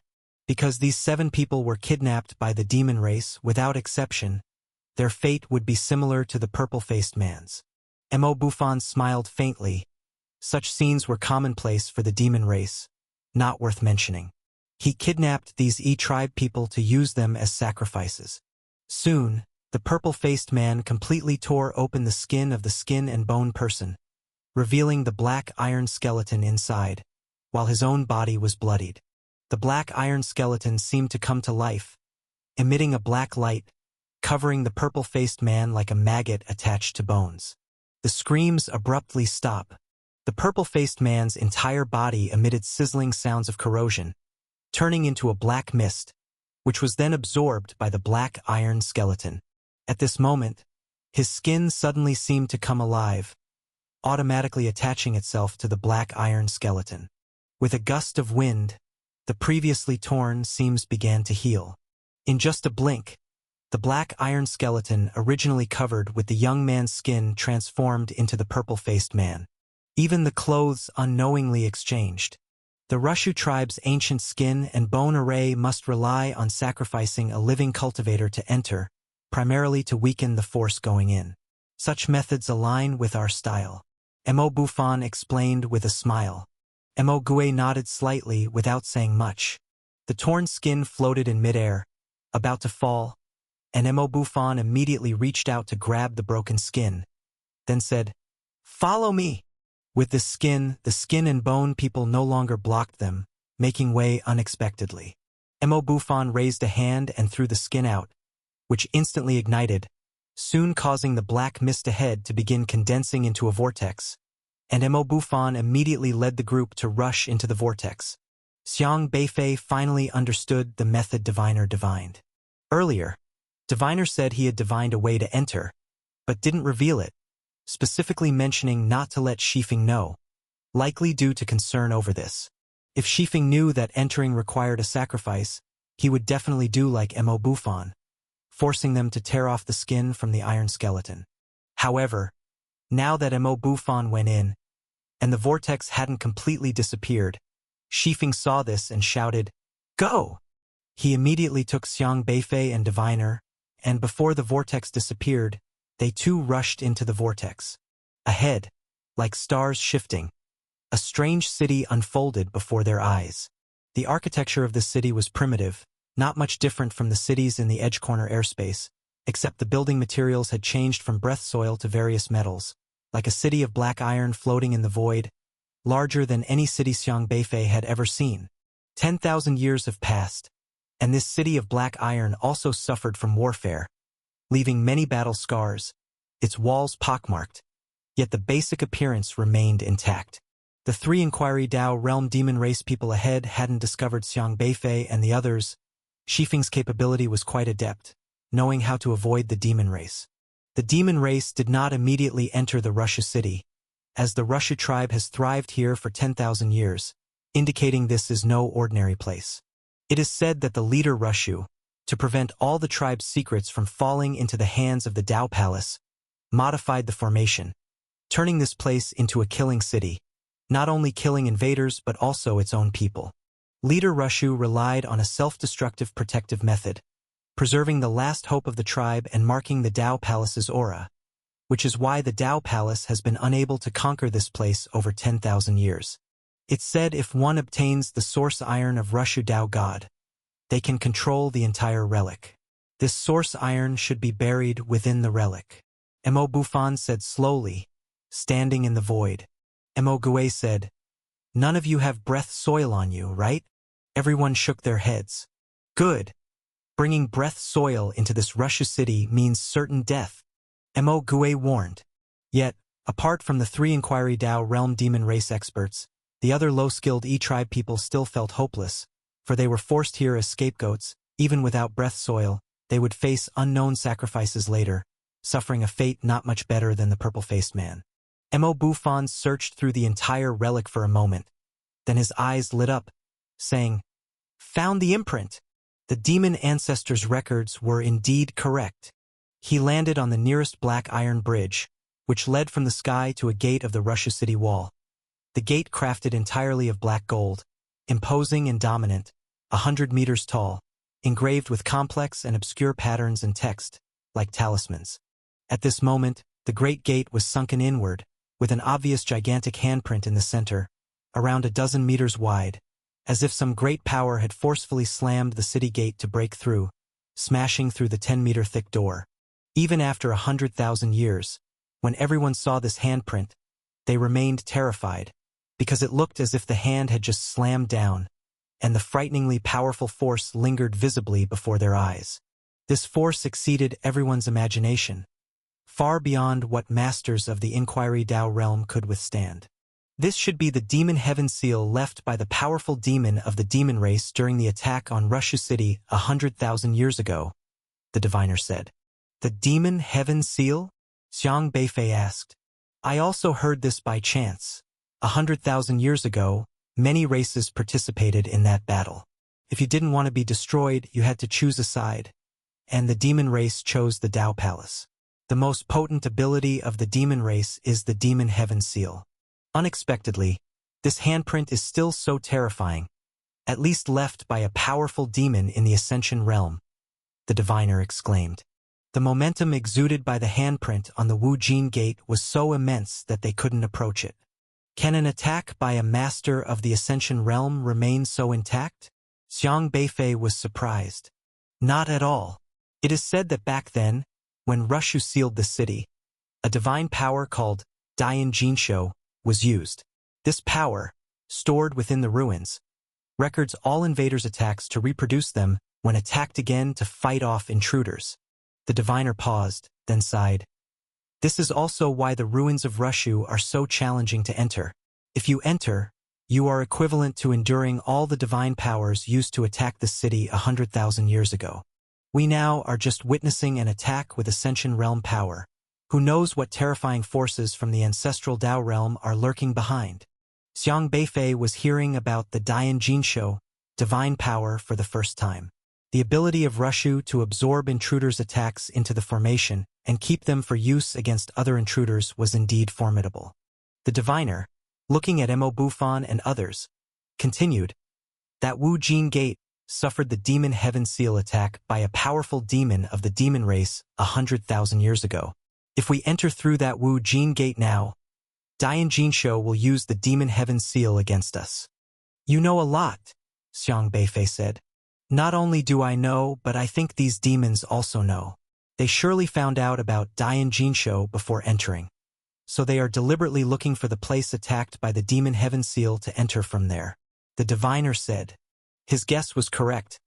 Mo Bufan and his people were already heading towards the Wu Jin gate that the demon heaven seal had hit.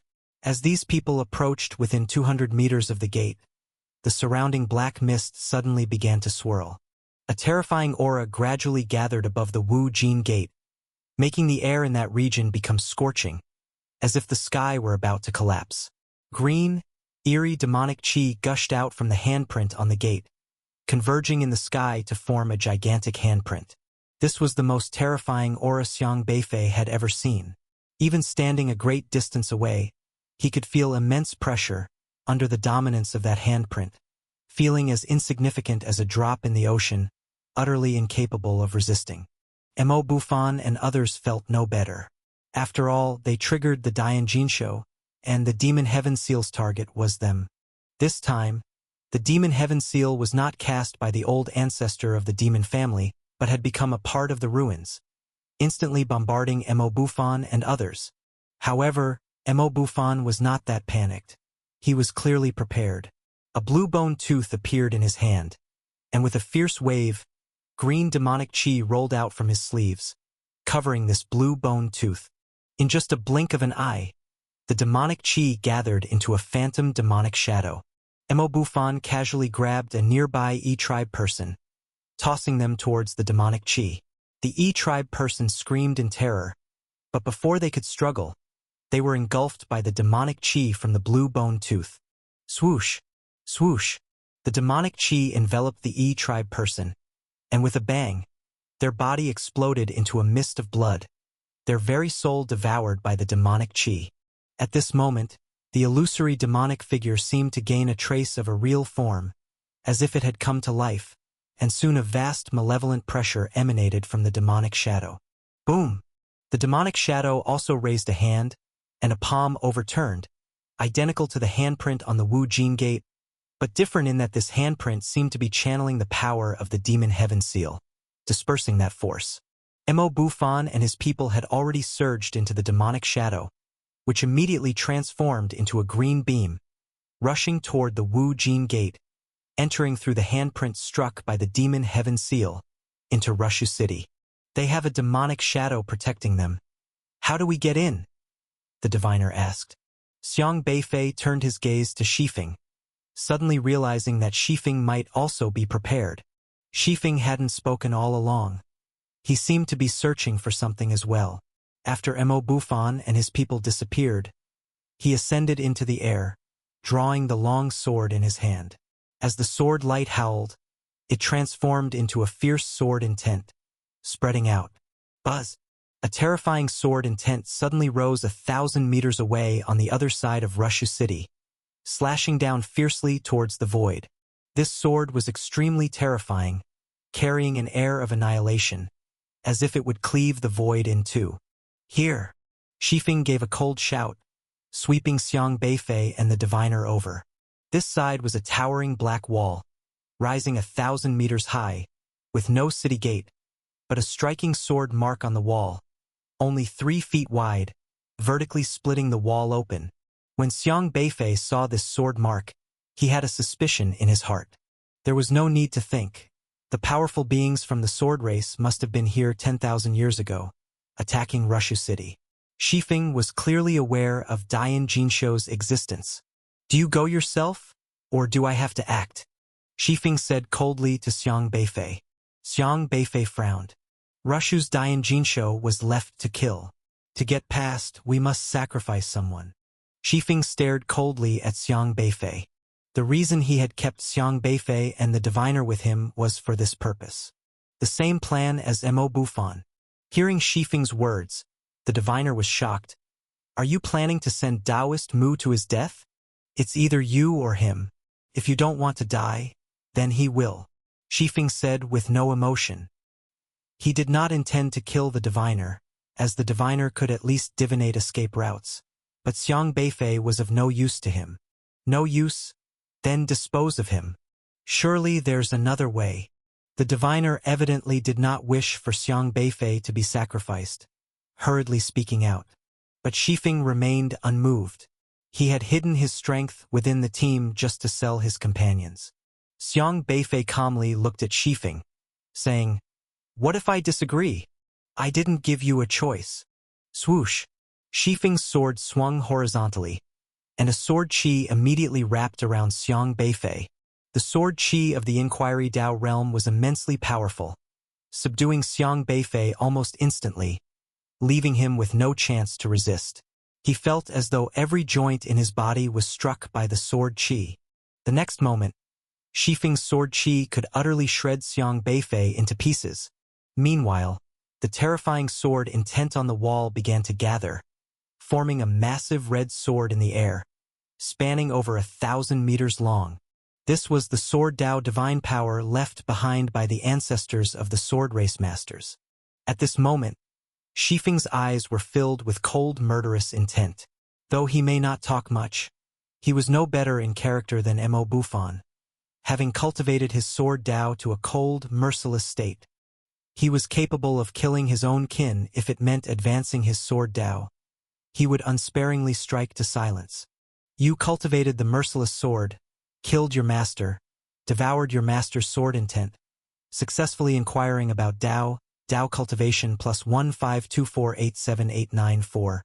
This was how Shifeng, to enter the Inquiry Dao realm, killed his master with the merciless sword, succeeded in his inquiry of Dao. Capable of killing his master, much less an unrelated passerby like Xiang Beifei. He intended to use Xiang Beifei's life as a sacrifice for the Dian Jinsho, to break into Rushu City. Shifeng practiced the merciless sword. In his eyes, there was only the sword, no emotion.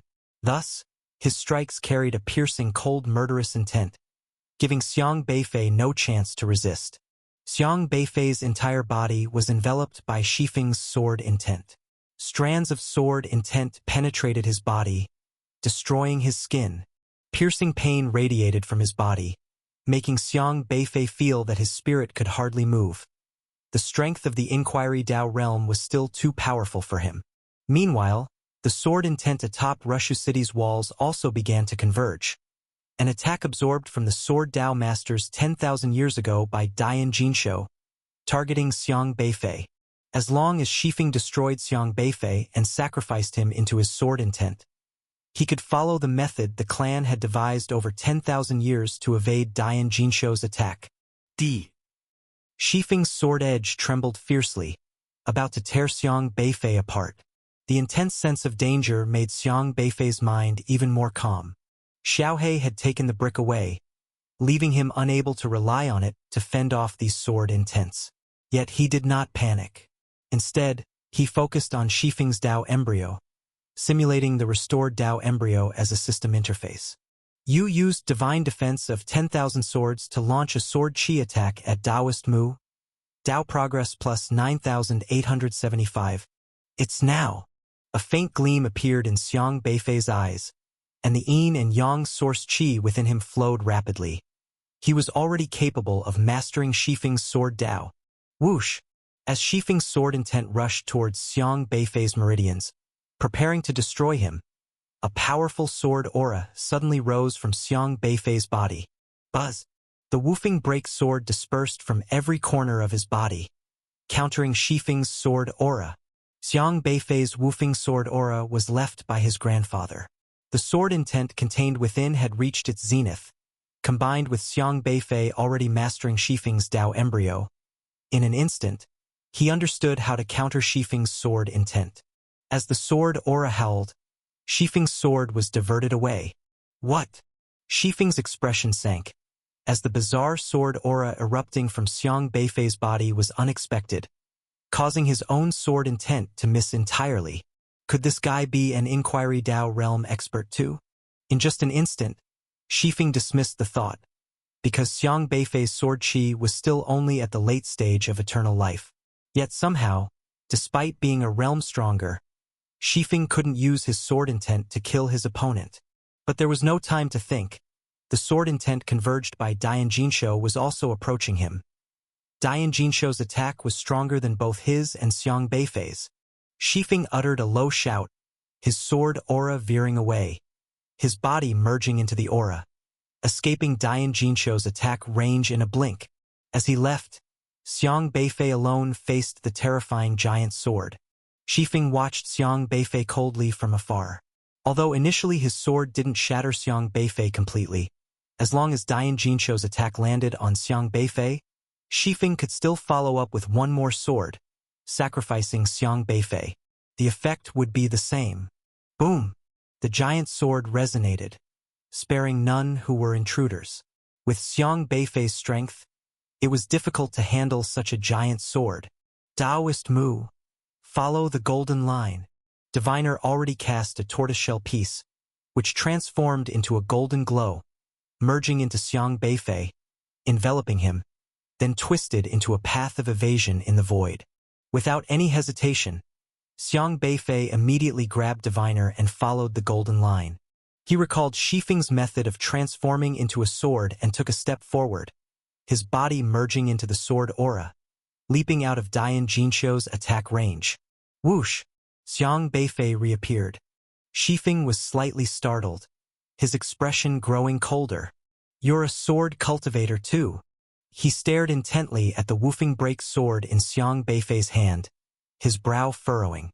Xiang Beifei's understanding of sword Dao was not weaker than his, even surpassing him. Though he had reached the heart-extinguishing level, he was quite surprised, because if Xiang Beifei's cultivation were higher, equal to his realm, he might not be able to take down this guy. Who exactly is this person? Shifeng searched his mind for targets. He was familiar with powerful sword cultivators in the Edge Corner airspace, but he had never seen a sword cultivator genius like Xiang Beifei. Xiang Beifei had escaped Dian Jinshou's attack range, calmly watching Shifeng. He knew there were no other options now. Either he would be killed by Shifeng, becoming a sacrifice for Dian Jinshou, or he would kill Shifeng. A sword cultivator with great potential. Killing you might allow me to devour your Dao embryo and elevate my cultivation even higher. Shifeng shouted coldly, his long sword bursting forth, like a rainbow piercing the sun, soaring 10,000 feet, slicing towards Xiang Beifei. This sword was fierce and sharp. Although not as terrifying as Dian Jinshou, it far exceeded what Xiang Beifei could withstand. Daoist Mu. I can help you see fortune and misfortune. Diviner cast out 2 more tortoise shells, embedding them into Xiang Beifei's eyes, and at this moment, the scene before Xiang Beifei's eyes transformed. He discovered that facing Shifeng, he could actually see how to evade the imperious sword Qi. Diviner's fighting ability was weak, but his ability to divine fortune and misfortune was exceptionally unique.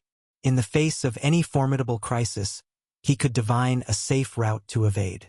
Of course, this route has been mapped out, but whether one's own strength can keep up is another matter.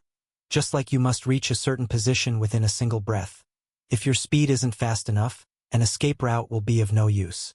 The diviner showed Xiang Beifei every evasion path, which was quite useful for him because what he was facing was a sword cultivator from the Inquiry Dao realm. The gap in strength was massive. Even if Xiang Beifei could temporarily restrain the opponent's Dao embryo, it would only slightly bridge the gap between their realms. Completely suppressing Shifeng was impossible. Xiang Beifei took a deep breath. Swirling yin and yang energy enveloped Wufeng, simulating the severed sword body. Buzz! Wufeng vibrated, emanating an ancient and enduring aura. Meanwhile, Shifeng's sword Qi had already thundered toward them, creating a frenzy, churning the surrounding black fog into a dismal chaos, almost suffocating Xiang Beifei. Xiang Beifei's eyes glinted with faint light. This strike was almost unbearable for him. The diviner's evasion route provided guidance, but this means of evasion was extremely demanding. Even knowing it, he might not be able to follow the route in time. In his mind, he immediately contemplated the overall situation, and learn by analogy helped him continuously deduce the opponent's sword Qi. His figure flashed, finding a shred of hope amidst the towering sword Qi, charging forward. Then with a backhand slash, Wufeng transformed into a beam of light attacking the opponent. However, his sword light was still too weak compared to Shifeng's sword Qi. The 2 sword Qi clashed in the air, and Xiang Beifei's sword Qi dissipated like snow melting. The massive impact instantly blasted Xiang Beifei away. Chaotic sword rays scattered everywhere, almost tearing him to pieces again. His clothes ripped, revealing deep wounds down to the bone. But that very impact accurately pushed Xiang Beifei onto the diviner's safe route, avoiding Shifeng's sword intent. Shifeng's eyes turned colder. He hadn't expected Xiang Beifei to evade in the midst of his fierce sword Qi. This was an insult to him, because the other party's strength was truly only a late immortal realm yet managed to evade him. Xiang Beifei panted heavily, the damage to his clothes and injuries healing visibly fast. Shifeng let out a low shout, his sword brilliance intensified. Swish! The long sword like a rainbow, tens of thousands of sword Qi split the air, compressing the void as if freezing it. Swish! Swish! Swish! Centered around Xiang Beifei, 8 golden sword lights abruptly appeared. These 8 sword lights intersected, forming a sword array. The domain of the sword. Shifeng's sword Dao had already been refined to a transcendent level. Anyone brought into his sword realm would have to endure the baptism of countless divine swords. In other words, within his sword realm, he was invincible. Swish! Swish! Swish!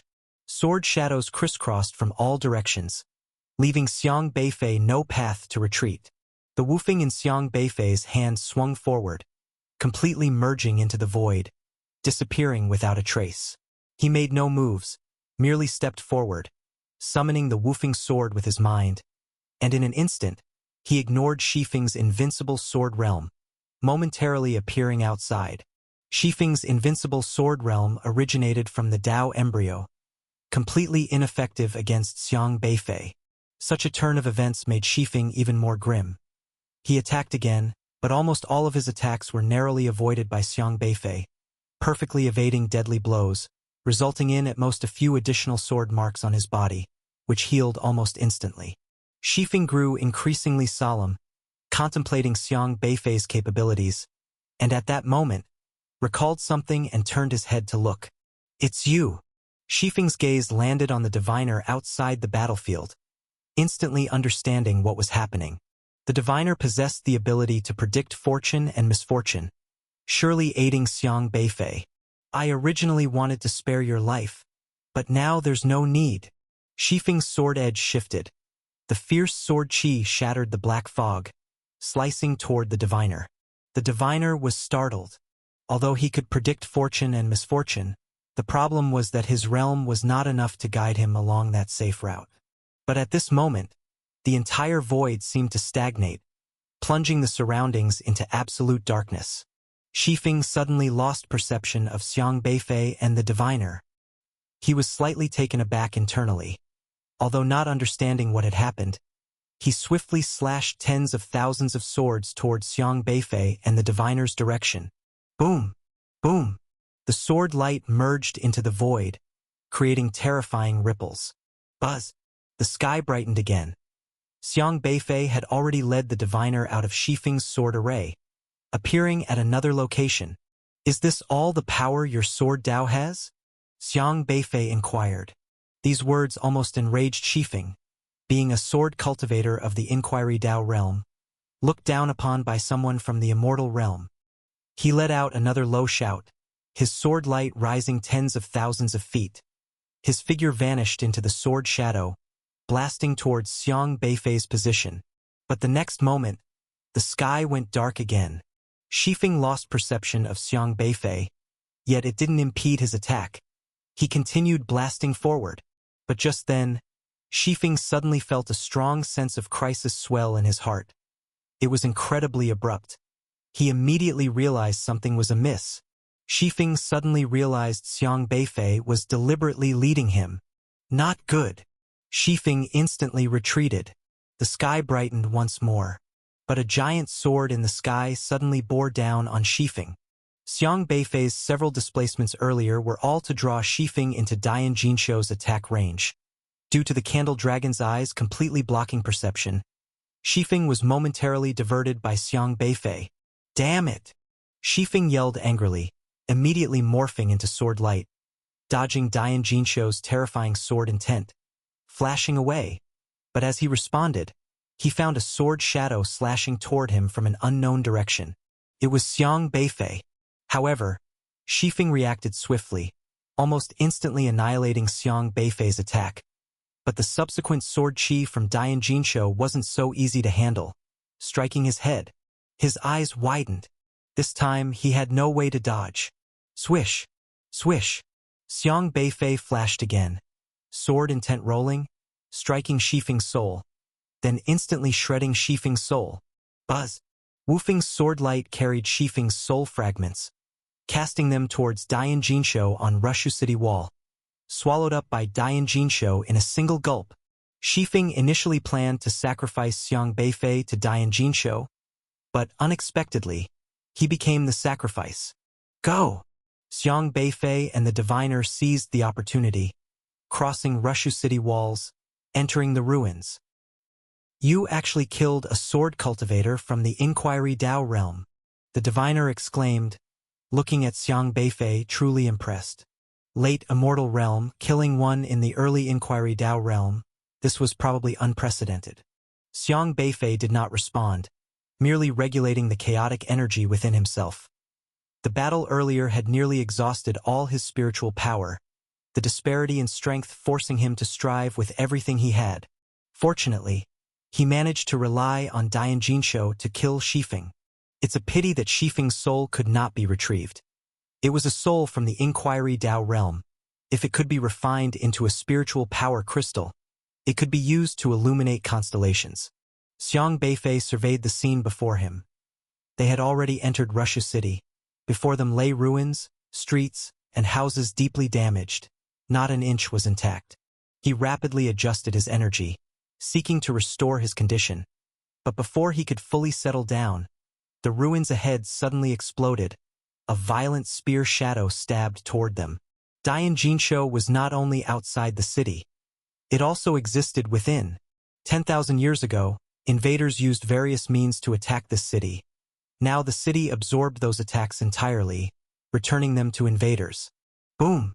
The spear shadows were flickering, their attacking force extremely terrifying, possessing at least the power of the Inquiry Dao realm, as they crashed towards Xiang Beifei. Xiang Beifei and the diviner quickly ran to the side as the spear shadows brought a terrible wave of air behind them. However, they hadn't run far when a fierce sword intent surged from a crack in the ground, and a terrifying great blade rose from it, attacking them once again. The two kept running for their lives, stunned by this horrifying momentum, surrounded by palm winds, sword gleams, flames, and ice in this pitch-black iron city. The powers triggered by a battle 100,000 years ago all reappeared, relentlessly targeting Xiang Beifei, giving them no chance to catch their breath. This way, jump into the pit. The diviner tossed out the tortoiseshell again, which quickly converged in the air, landing in a sunken pit with a somewhat bizarre shape. Xiang Beifei didn't have time to think about what this place was, and could only jump into the pit. Just as his figure landed, a loud noise erupted from the sky, and a terrifying footprint descended from the heavens, stomping towards them. This footprint was 50 or 60 meters long, and as it stomped down, it seemed to freeze the air. The power was too strong for even an Inquiry Dao realm expert to avoid. "Is your pit reliable?" Xiang Beifei shouted. "You better pray for it to be reliable," the diviner responded loudly. Boom! No sooner had he spoken than the gigantic footprint came down, sending rolling airwaves outwards, extremely terrifying. But fortunately, they ended up right in the crevice between the toes of the giant footprint. Xiang Beifei finally understood what this pit signified. It turned out to be a footprint from 100,000 years ago. But after this massive foot disappeared, the surroundings fell silent again, and Dian Jinsho seemed to have ceased. "The formation isn't continuing its attack?" Xiang Beifei asked. "This is the safest place I could find." The diviner wiped a bead of sweat, straightening his long white eyebrows that had gotten twisted to the back of his head during the chaos. Dian Jinsho evidently wasn't a perfect formation and certainly had places without attacks. It was quite extraordinary that the diviner could find a small safe spot within the perilous Rushu city. "You take a rest now, I'll divinate what's ahead," the diviner said. "Okay. Be careful." Xiang Beifei quickly took the opportunity to adjust his state. After roughly half an hour of cultivation, Xiang Beifei had recovered slightly, during which the diviner had been sneakily peeking at the edge of the pit, occasionally throwing out tortoiseshells for divination. Since he wasn't as agile as Xiang Beifei, he couldn't leave by himself. "How's the situation?" Xiang Beifei opened his eyes and asked. "The further we go in, the stronger the power of Dian Jinsho becomes. Ascension realm forces are commonplace, and I don't know if it's just my illusion, but there might even be ancestral Dao realm attacks." The diviner clutched a piece of tortoiseshell, his face grave. "Ancestral Dao realm." Xiang Beifei frowned as well.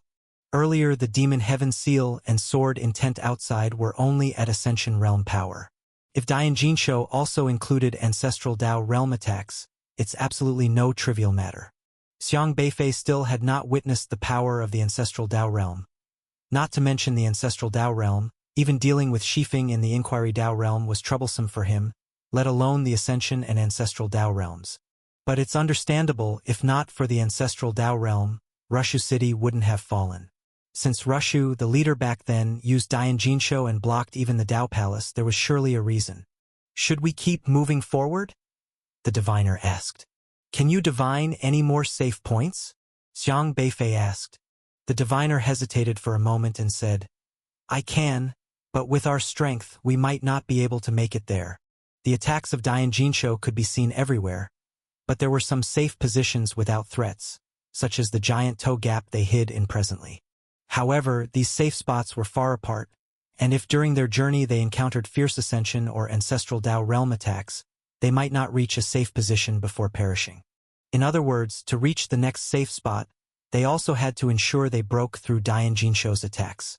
Xiang Beifei and the diviner both only had the power of the late-stage immortality realm, and honestly, their strength was considered very weak here. "Let's plan a route and try to proceed if possible. If not, we retreat." Xiang Beifei decided to give it a try, but first they needed to calculate the route based on the diviner's divinations. At this moment, Rushu city was still quiet, because they hadn't triggered the Dian Jinsho formation. They only saw a dead silent ruined city. The diviner's divinations didn't disturb the formation either. His divination was quite unique, quickly delineating some guides. Do you see that alley? Approximately, there's a safe spot at the corner of the alley side. Can't be seen from here, but I don't know about the attacks midway. I can only divine that it's very dangerous. At least, I can't withstand it, the diviner said. What level of attack? According to the fortune divination, the level of fierce intent is roughly mid-inquiry Dao realm. Mid-inquiry Dao realm, that would be even stronger than Shifeng. Here, even using the yin and yang source qi cannot simulate it. When Rushu laid down this formation, the methods used were extremely extreme, killing both allies and enemies alike. Therefore, even if Xiang Beifei uses yin-yang source energy to imitate the aura of the Dianjinsho formation and make himself a part of it, it is useless. As long as he passes through, he will inevitably be attacked. However, Dianjinsho is a formation, and Xiang Beifei plans to try whether he can run through it by masking perception with the Candle Dragon Eye. He conjured up a straw figure, manipulated it, and immediately tossed it out of the deep pit after night fell. Although the Candle Dragon Eye is very powerful, it also has some drawbacks. It not only shields the enemy's perception, but Xiang Beifei's own perception is also blocked. Once it turns dark, he loses contact with the straw figure. If he were to experiment on himself, Xiang Beifei would not be sure if he could trigger the formation, and if he couldn't block it, rushing out would be fraught with danger. Whoosh! About 5 breaths later, he retrieved the Candle Dragon Eye, and the sky immediately returned to normal. However, when he tried to perceive again, he found that the straw figure had already been destroyed at some point. The Candle Dragon Eye surprisingly cannot shield against Dianjinsho. This formation is truly bizarre, worthy of being a backup plan set by a master of the ancestral Dao realm. Although Xiang Beifei's Candle Dragon Eye is impressive, it seems unable to contend with the formation here. It should be a problem with the black mist. When we move, it disrupts the black mist and then triggers Dianjinsho. Xiang Beifei analyzed and came to this conclusion. Since they entered the Rushu relic, the black mist has been everywhere, and it is precisely this black mist that obstructs their sight. Every move they make is actually under the surveillance of the black mist.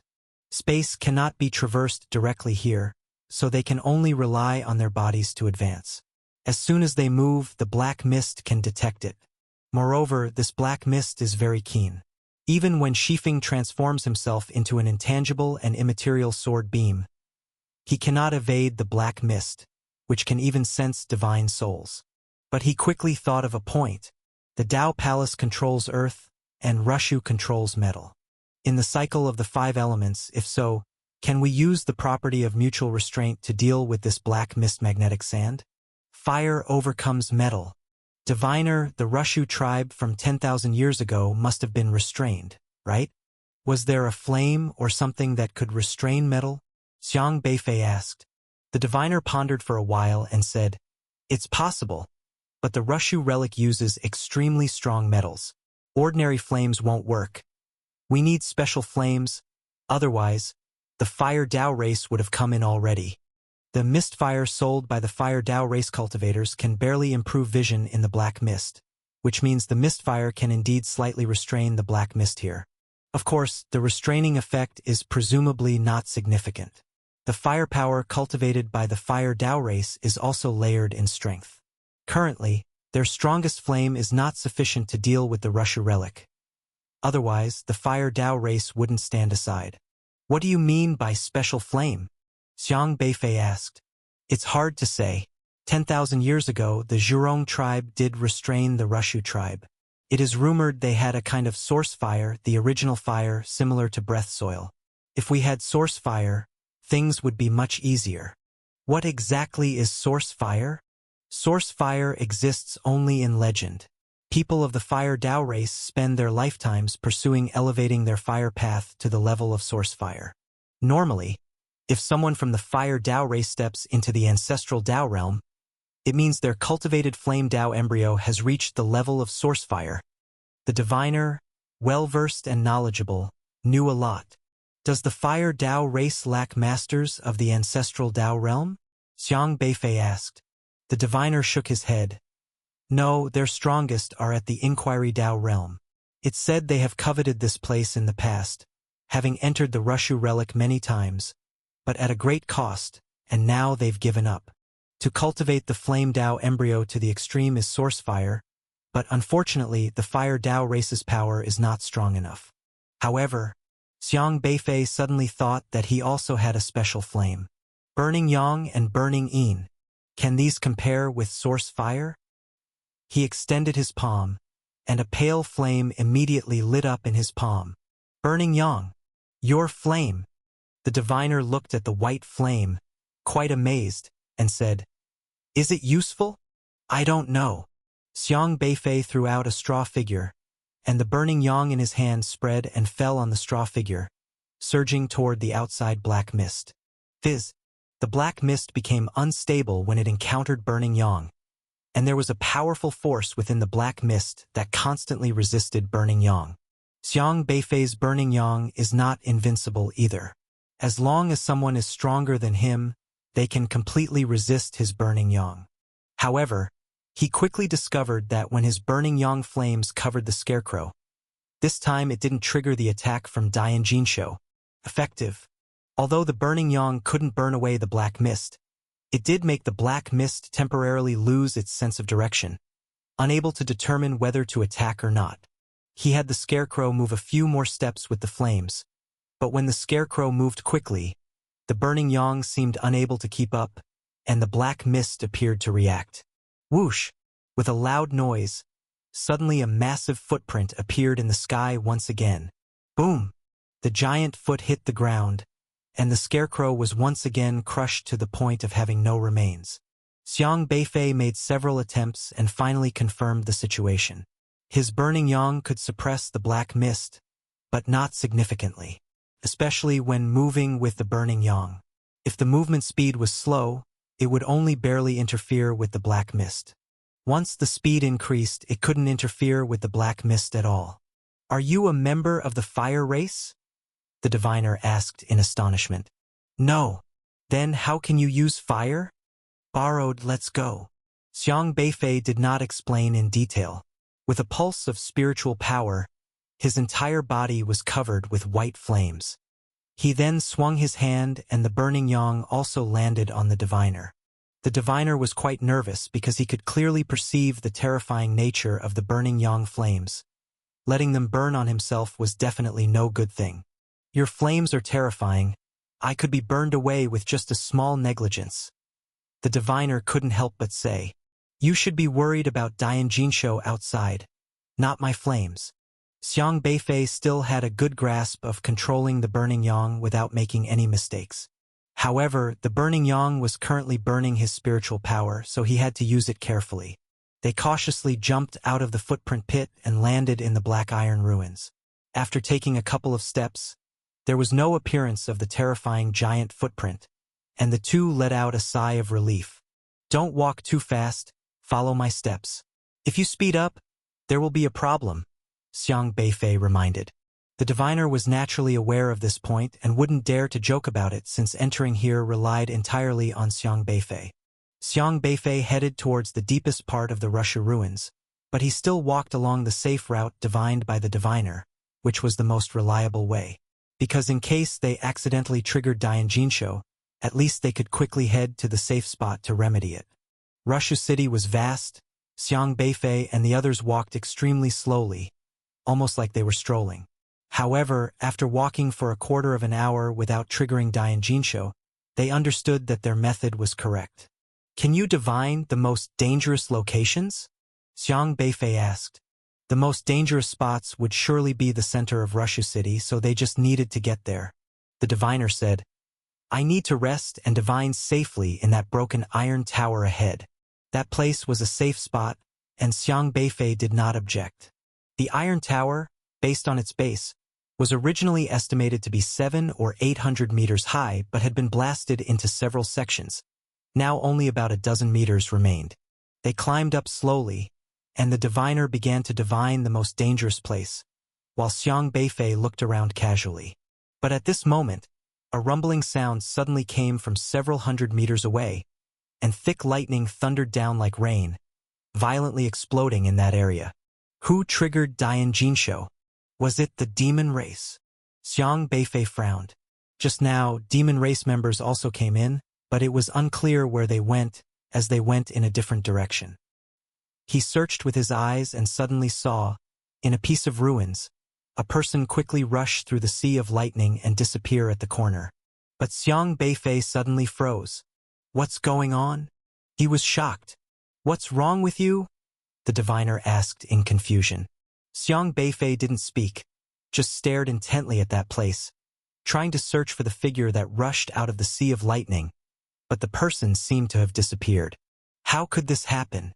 What exactly is going on? Xiang Beifei's heart was tumultuous. The figure that just ran past the system interface above their head was actually a snowflake. System interface. A snowflake. Is it an illusion? Xiang Beifei was extremely astonished. He carefully recalled it. There was no mistake. It was indeed a system interface filled with snowflakes, just like the grandfather's system interface he had seen in JoJo. What's going on? Xiang Beifei's mind was full of questions. In JoJo, apart from those who hadn't awakened their systems, basically every adult possessed a system interface, regardless of whether their awakened Tao embryos were superior or inferior. At least there was a system interface. But only his grandfather had a system interface that was a snowflake, very special. Xiang Beifei still hadn't fully figured out this matter. But just now that passing figure, the system interface was actually snowflakes. Was it grandfather? No, it wasn't grandfather's silhouette. It was a middle-aged man. How could the opponent's system interface be snowflakes? Xiang Beifei just couldn't comprehend. What's wrong? Diviner asked. Did you see that person who just passed by? Xiang Beifei replied. I saw it too. I don't know who he is either. He should be from another team. Looks like he disturbed Dian Jinsho. Diviner speculated. Those able to enter here must not be just from the demon race and them. Many experts have teamed up to enter. Rushu City is coveted by tens of thousands of races in the Edge Corner airspace. There must be a way to get in. I have to take a look, Xiang Beifei said. Take a look? Taoist Mu, are you sure? We are both late-stage immortals. The other side surely has Inquiry Tao realm experts. If they catch us, won't we be taken as sacrifices? Diviner said. That was indeed the truth. They were two people at the late stage of immortality who managed to get here, which was very rare. So far, no late-stage immortality expert has come here without relying on Inquiry Tao realm experts. Those who can enter are certainly led by Inquiry Tao realm experts. Xiang Beifei wanted to investigate that person thoroughly because he vaguely believed the one who flashed by just now might very well be a human, a real human race, rather than a human formed by other races through cultivation. However, he also realized that the current situation was not optimistic. Even if he could use Burning Yang to protect himself from triggering Dian Jinsho's attack, this method was strictly speaking not stable. I just took a look. The most dangerous place is over there. Diviner held up his tortoise shell, returning from the ruins corners all around, bringing back the divination result. According to Diviner, the most dangerous place is also the most secretive place in Rushu City. Xiang Beifei looked in the direction indicated by Diviner. The direction was not the same route as the person had run. Because of the black mist, there was no way to see clearly. Let's go that way. Xiang Beifei glanced at the Thunder Sea over there, decided to give up looking for that person. They needed to tread carefully. Since that person dared to enter, he probably had his own skills. They jumped off the broken tower and continued towards the place Diviner claimed was the most dangerous. But at this moment, Rushu City was no longer calm. Apart from Xiang Beifei's side, other places erupted with explosions everywhere. Thunder Sea, whirling sand and stones, the glare of swords and knives, terrifying waves one after another, even interspersed with shrill screams. The sound was like nails scraping glass, almost sending them off. The commotion was coming from all directions, not a specific place. Seems like quite a few people have gotten in, even triggered Dian Jinsho, Diviner said with a deep voice. The dreadful attacks were frightening. They didn't know how many forces apart from themselves had entered the city. Judging by the disturbance, at least 6 or 7 places. Xiang Beifei didn't want to bother with others now. He adjusted direction. striving to avoid the volatile places, lest he get affected. The further he walked in, the more oppressive the atmosphere felt. This pressure made Xiang Beifei increasingly solemn. Everywhere were Ascension Realm attack marks. Each attack was soul-stirring. If they took a wrong step, it could be a place of no return. Fortunately, Burning Yang's ability was relatively reliable. After walking for 2 hours, they could see the outline of the most dangerous place. The black mist here was relatively less dense, about 200 meters away. They could faintly see a tall building, like a high altar, about 100 meters tall. Originally pentagonal, each side dozens of meters wide, but 2 corners were cut off. One corner seemed to have been sliced off by some powerful force, with a very smooth cut. The other corner seemed to be snapped off by fingers, with 2 large fingerprint marks on the cut. Xiang Beifei surveyed the surroundings again, and saw an iron monument ahead. This iron monument was quite peculiar. Relatively speaking, it was the most complete structure they had seen, mainly because this iron monument was covered with a thick layer of black ice, exuding an extremely eerie cold. While looking at the iron monument, Xiang Beifei suddenly felt an irresistibly strong power following his gaze towards him. Not good. Xiang Beifei realized something. He turned to look at Diviner, who was also staring at the iron monument, but somehow his body had already been covered with a layer of black frost. Just from the gaze's contact, the cold managed to freeze Diviner. The most terrifying thing is that this layer of black frost actually ignored the burning yang on the Diviner's body and directly acted upon him, leaving him with no chance to react. Xiang Beifei quickly slapped the Diviner's body, conjuring a piece of wood in front of the Diviner's eyes to break his line of sight and prevent him from looking at the iron monument again. But that cold aura silently seeped through the burning yang and onto him. He was shocked. His burning yang was ineffective against this cold aura. Buzz! Black flames immediately ignited on Xiang Beifei's body, resisting the sudden attack of the black frost. Sizzle! The black frost, upon encountering the burning yin, began to ignite, and slowly this layer of black frost was completely burned away. He hurriedly directed the burning yin onto the Diviner's body. After about half a moment of burning, the Diviner shivered, trembling all over as he came back to his senses from the freezing. This iron monument! This iron monument! The Diviner shivered in fear.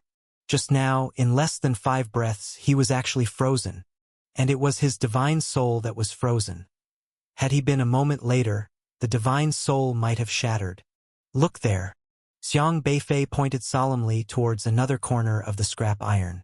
At the corner, there was a young man leaning against the iron wall, cautiously revealing half of his head, seemingly observing the outside situation. Unfortunately, his eyes had just glimpsed at that iron monument, and then he was frozen by the black ice. No breath left. Xiang Beifei searched around for a moment. In this ruin, he found at least 10 people frozen into black ice, and it was impossible to determine their cultivation. But to make it here, they were definitely extraordinary. These people are somewhat like you were just now, Xiang Beifei said. The Diviner was also terrified.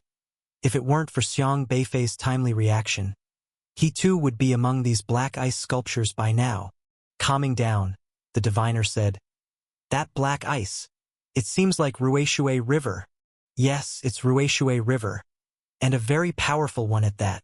Xiang Beifei had already witnessed the power of Ruishui River back at the Bone Mountain Desert Stone Cave. But the Ruishui River here was evidently even more terrifying than the one back then, reaching the point where just a glance would freeze you. Ruishui River is the ultimate Dao embryo of the water tribespeople cultivated to ancestral Dao realm, on par with source fire and breath soil. A glance and you're frozen.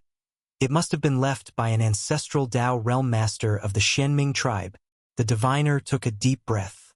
Ancestral Dao realm far beyond what they could resist. Never mind. Let's bypass this iron monument. Where is the next safety point? Xiang Beifei asked. 50 meters ahead on the left. It should be the last safe location. Beyond that, there are no safe points anymore, only omens of great danger, especially that altar. The Diviner reminded. Let's go. First approach the last safe spot. Observe a bit before heading to the altar. Xiang Beifei turned into a section of iron wall ruins, trying not to look at the iron monument as they headed to the last safe spot. But just then, the diviner suddenly let out a low cry, halting, saying, "We can't move forward. What's the matter? The safe spot seems unsafe." The diviner stared at the ruin, quickly changing his expression. Xiang Beifei saw it too. Standing behind the ruin were three people. Ironically, they were three Inquiry Dao realm experts of the demon race. There are even two late-stage everlasting ones. Just when I ran out of sacrifices, you arrived just in time. Mo Bufan looked down at Xiang Beifei and the diviner. "Run!" Xiang Beifei wasted no words, immediately turning to head in another direction. But Mo Bufan sneered coldly. "Where do you think you're going?" Swish! He waved his hand, and a streak of demonic qi shot out straight towards Xiang Beifei. However, the demonic qi didn't hit Xiang Beifei. It shattered mid-air. But the shattering of the demonic qi was secondary, as a horrifying blue light appeared in the sky above, completely composed of spiritual power, with each ray nearly carrying earth-shattering power as the light dispersed. Rumble. Dian Jinsho was activated. At this location, the weakest power of Dian Jinsho was Ascension Realm, and the oppression from the blue light almost stopped Xiang Beifei's heart. Terrifying attack of the ancestral Dao realm. Damn it! Xiang Beifei cursed inwardly, immediately dragging the diviner to charge toward Mo Bufan's direction. He had no choice. Even though he possessed Burning Yang, its role wasn't to resist Dian Jinsho, but to prevent the black mist from triggering Dian Jinsho. If they moved too fast or there were disturbances around, the power of Dian Jinsho would still emerge, and such a terrifying attack was indiscriminate, something Xiang Beifei could not withstand. Xiang Beifei didn't know how Mo Bufan managed to get here, but it was obvious that Mo Bufan intentionally triggered Dian Jinsho here to launch an attack. If Xiang Beifei wanted to survive, he had to run to the safe spot. Boom! Boom! Boom! Almost as Xiang Beifei and the diviner had just landed on the iron wall top, that blue light exploded behind them. The violent shockwave rolled across, causing the entire ruin to tremble. Fortunately, the shockwave was fierce but merely bypassed where they stood. But before Xiang Beifei and the diviner could get their footing, three intense pressures fell upon them, restraining them. "You two late-stage everlastings have some skill managing to get here." Mo Bufan looked mockingly at Xiang Beifei and the diviner. "It's over." The diviner's heart sank, knowing they were in big trouble now, running into three Inquiry Dao realm experts of the demon race. Although unclear how Mo Bufan arrived, they had just brought 7 or 8 scapegoats, all gone now. There was no doubt it must have been some cruel method of the demon race, sacrificing those scapegoats to counter Dian Jinsho. Meaning, knowing where to find Dian Jinsho's safety points wasn't limited to the diviner's divination. Other means existed too. Xiang Beifei's mind raced, calmly watching the three. "We're out of sacrifices. Now only a small stretch remains. We'll just borrow you too." Mo Bufan laughed. At that moment, Mo Gue spoke. "Hold on. It didn't look like they used sacrifices just now to deceive Dian Jinsho's attack. How did you manage to walk safely here?" "We have disguise abilities, allowing us not to trigger Dian Jinsho. We collaborate to find safety points. Both are indispensable," Xiang Beifei said calmly. He had to say this now, or else they might be killed. First stabilize these 3 demon race individuals, and then look for an opportunity. Mo Bufan and Mo Gue exchanged a glance, looking somewhat surprised. "Disguise abilities? What disguise abilities do you have to evade Dian Jinsho?" asked another demon race member. This demon race member was named Mo Chichuan, with strength on par with Mo Bufan and Mo Gue, all being at the initial stage of Inquiry Dao. "We are from the Formation Walking race," Xiang Beifei said. "Formation Walking race? I've never heard of this race. Are you trying to play tricks?" Mo Bufan chuckled lightly. "Many ancient races have vanished without a trace. Is it not normal you haven't heard of them? Have you ever heard of the Broken Dao race before?" Xiang Beifei retorted. Mo Bufan slightly frowned.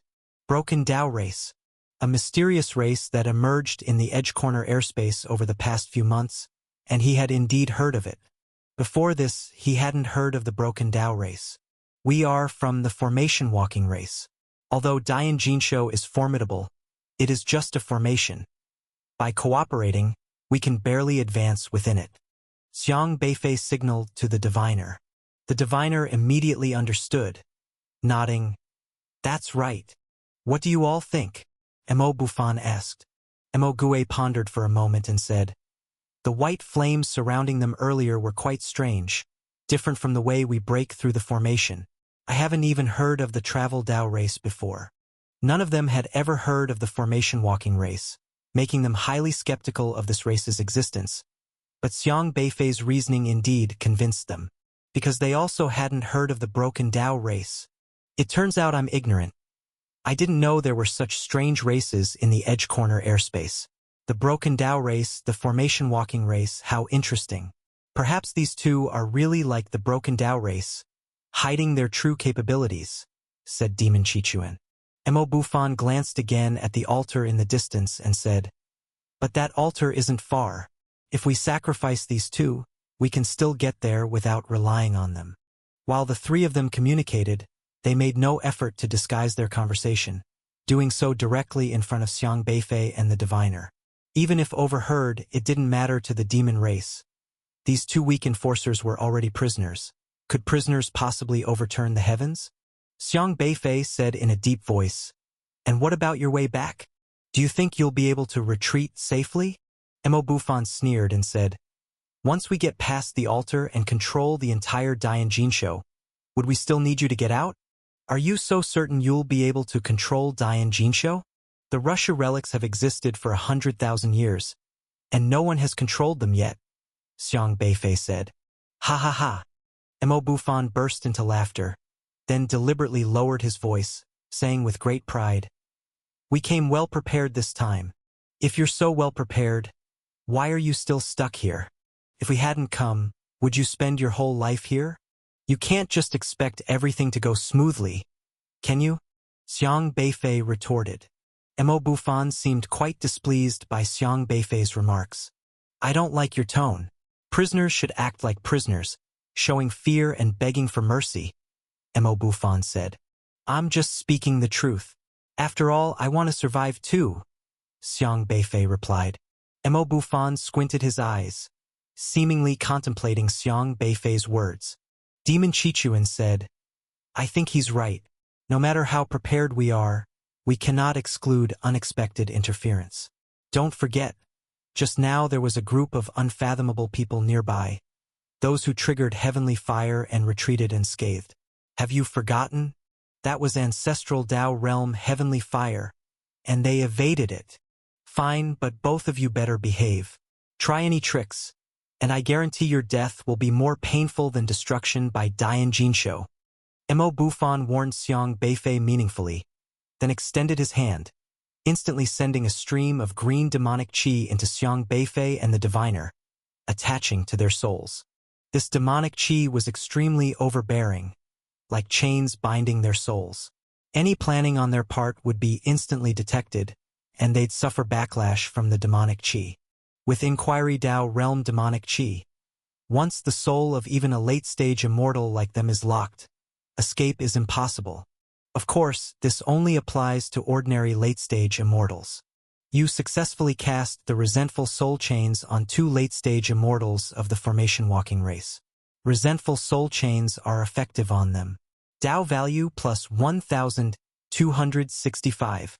Resentful soul chains. Xiang Beifei could clearly perceive Mo Bufan's Tao embryo, which also meant Mo Bufan's resentful soul chains were completely ineffective on him. "Walk toward that altar," Mo Bufan shouted at Xiang Beifei. Buzz! Immediately, the burning yang flames lit up on Xiang Beifei's body. These flames, while burning, were extremely pure, causing a tremor in the hearts of Mo Bufan and his two companions at the Inquiry Tao realm. Xiang Beifei snapped his fingers, and the white flames rapidly leapt toward Mo Bufan and his companions. Though they appeared wary, they hesitated only briefly before allowing the burning yang flames to cover them. However, to be safe, they surrounded themselves with powerful demonic chi at the base of the yang flames to prevent direct incineration. What a strange flame, Demon Qichuan thought to himself. Both Mo Bufan and Mo Gue were equally amazed. The flame posed a slight threat to them, mainly since this guy's power level was a whole realm lower than theirs. If he had Inquiry Dao realm cultivation, they might not be able to withstand the white flames at all. However, being late-stage immortals, they believed they could manage to endure it. Xiang Beifei didn't expect the burning yang alone to incinerate the three from the demon race, but at least he had a chance now. At this moment, the blue assault outside had ceased, so he jumped off the wall and walked toward the altar, the diviner following beside him, with Mo Bufan and his two companions trailing behind. Don't think we're tied together. If you dare harbor any crooked thoughts midway, I could easily kill you, and we'd still be able to advance, Mo Gue said coldly. Xiang Beifei couldn't be bothered to respond, and they continued walking toward the altar as if they were taking a stroll. As they neared the altar, the oppressive atmosphere intensified. The diviner had already divined that the place was full of danger, with Dian Jinsho covering the entire area with no blind spots. If they triggered Dian Jinsho, they'd face cataclysmic devastation, so everyone raised their guard. After walking for about half an hour, they finally reached the altar. Approaching it, they discovered the altar's base appeared to be forged from some sort of blood-red metal, strikingly eerie as if it were irrigated with fresh blood, with grooves carved into its surface.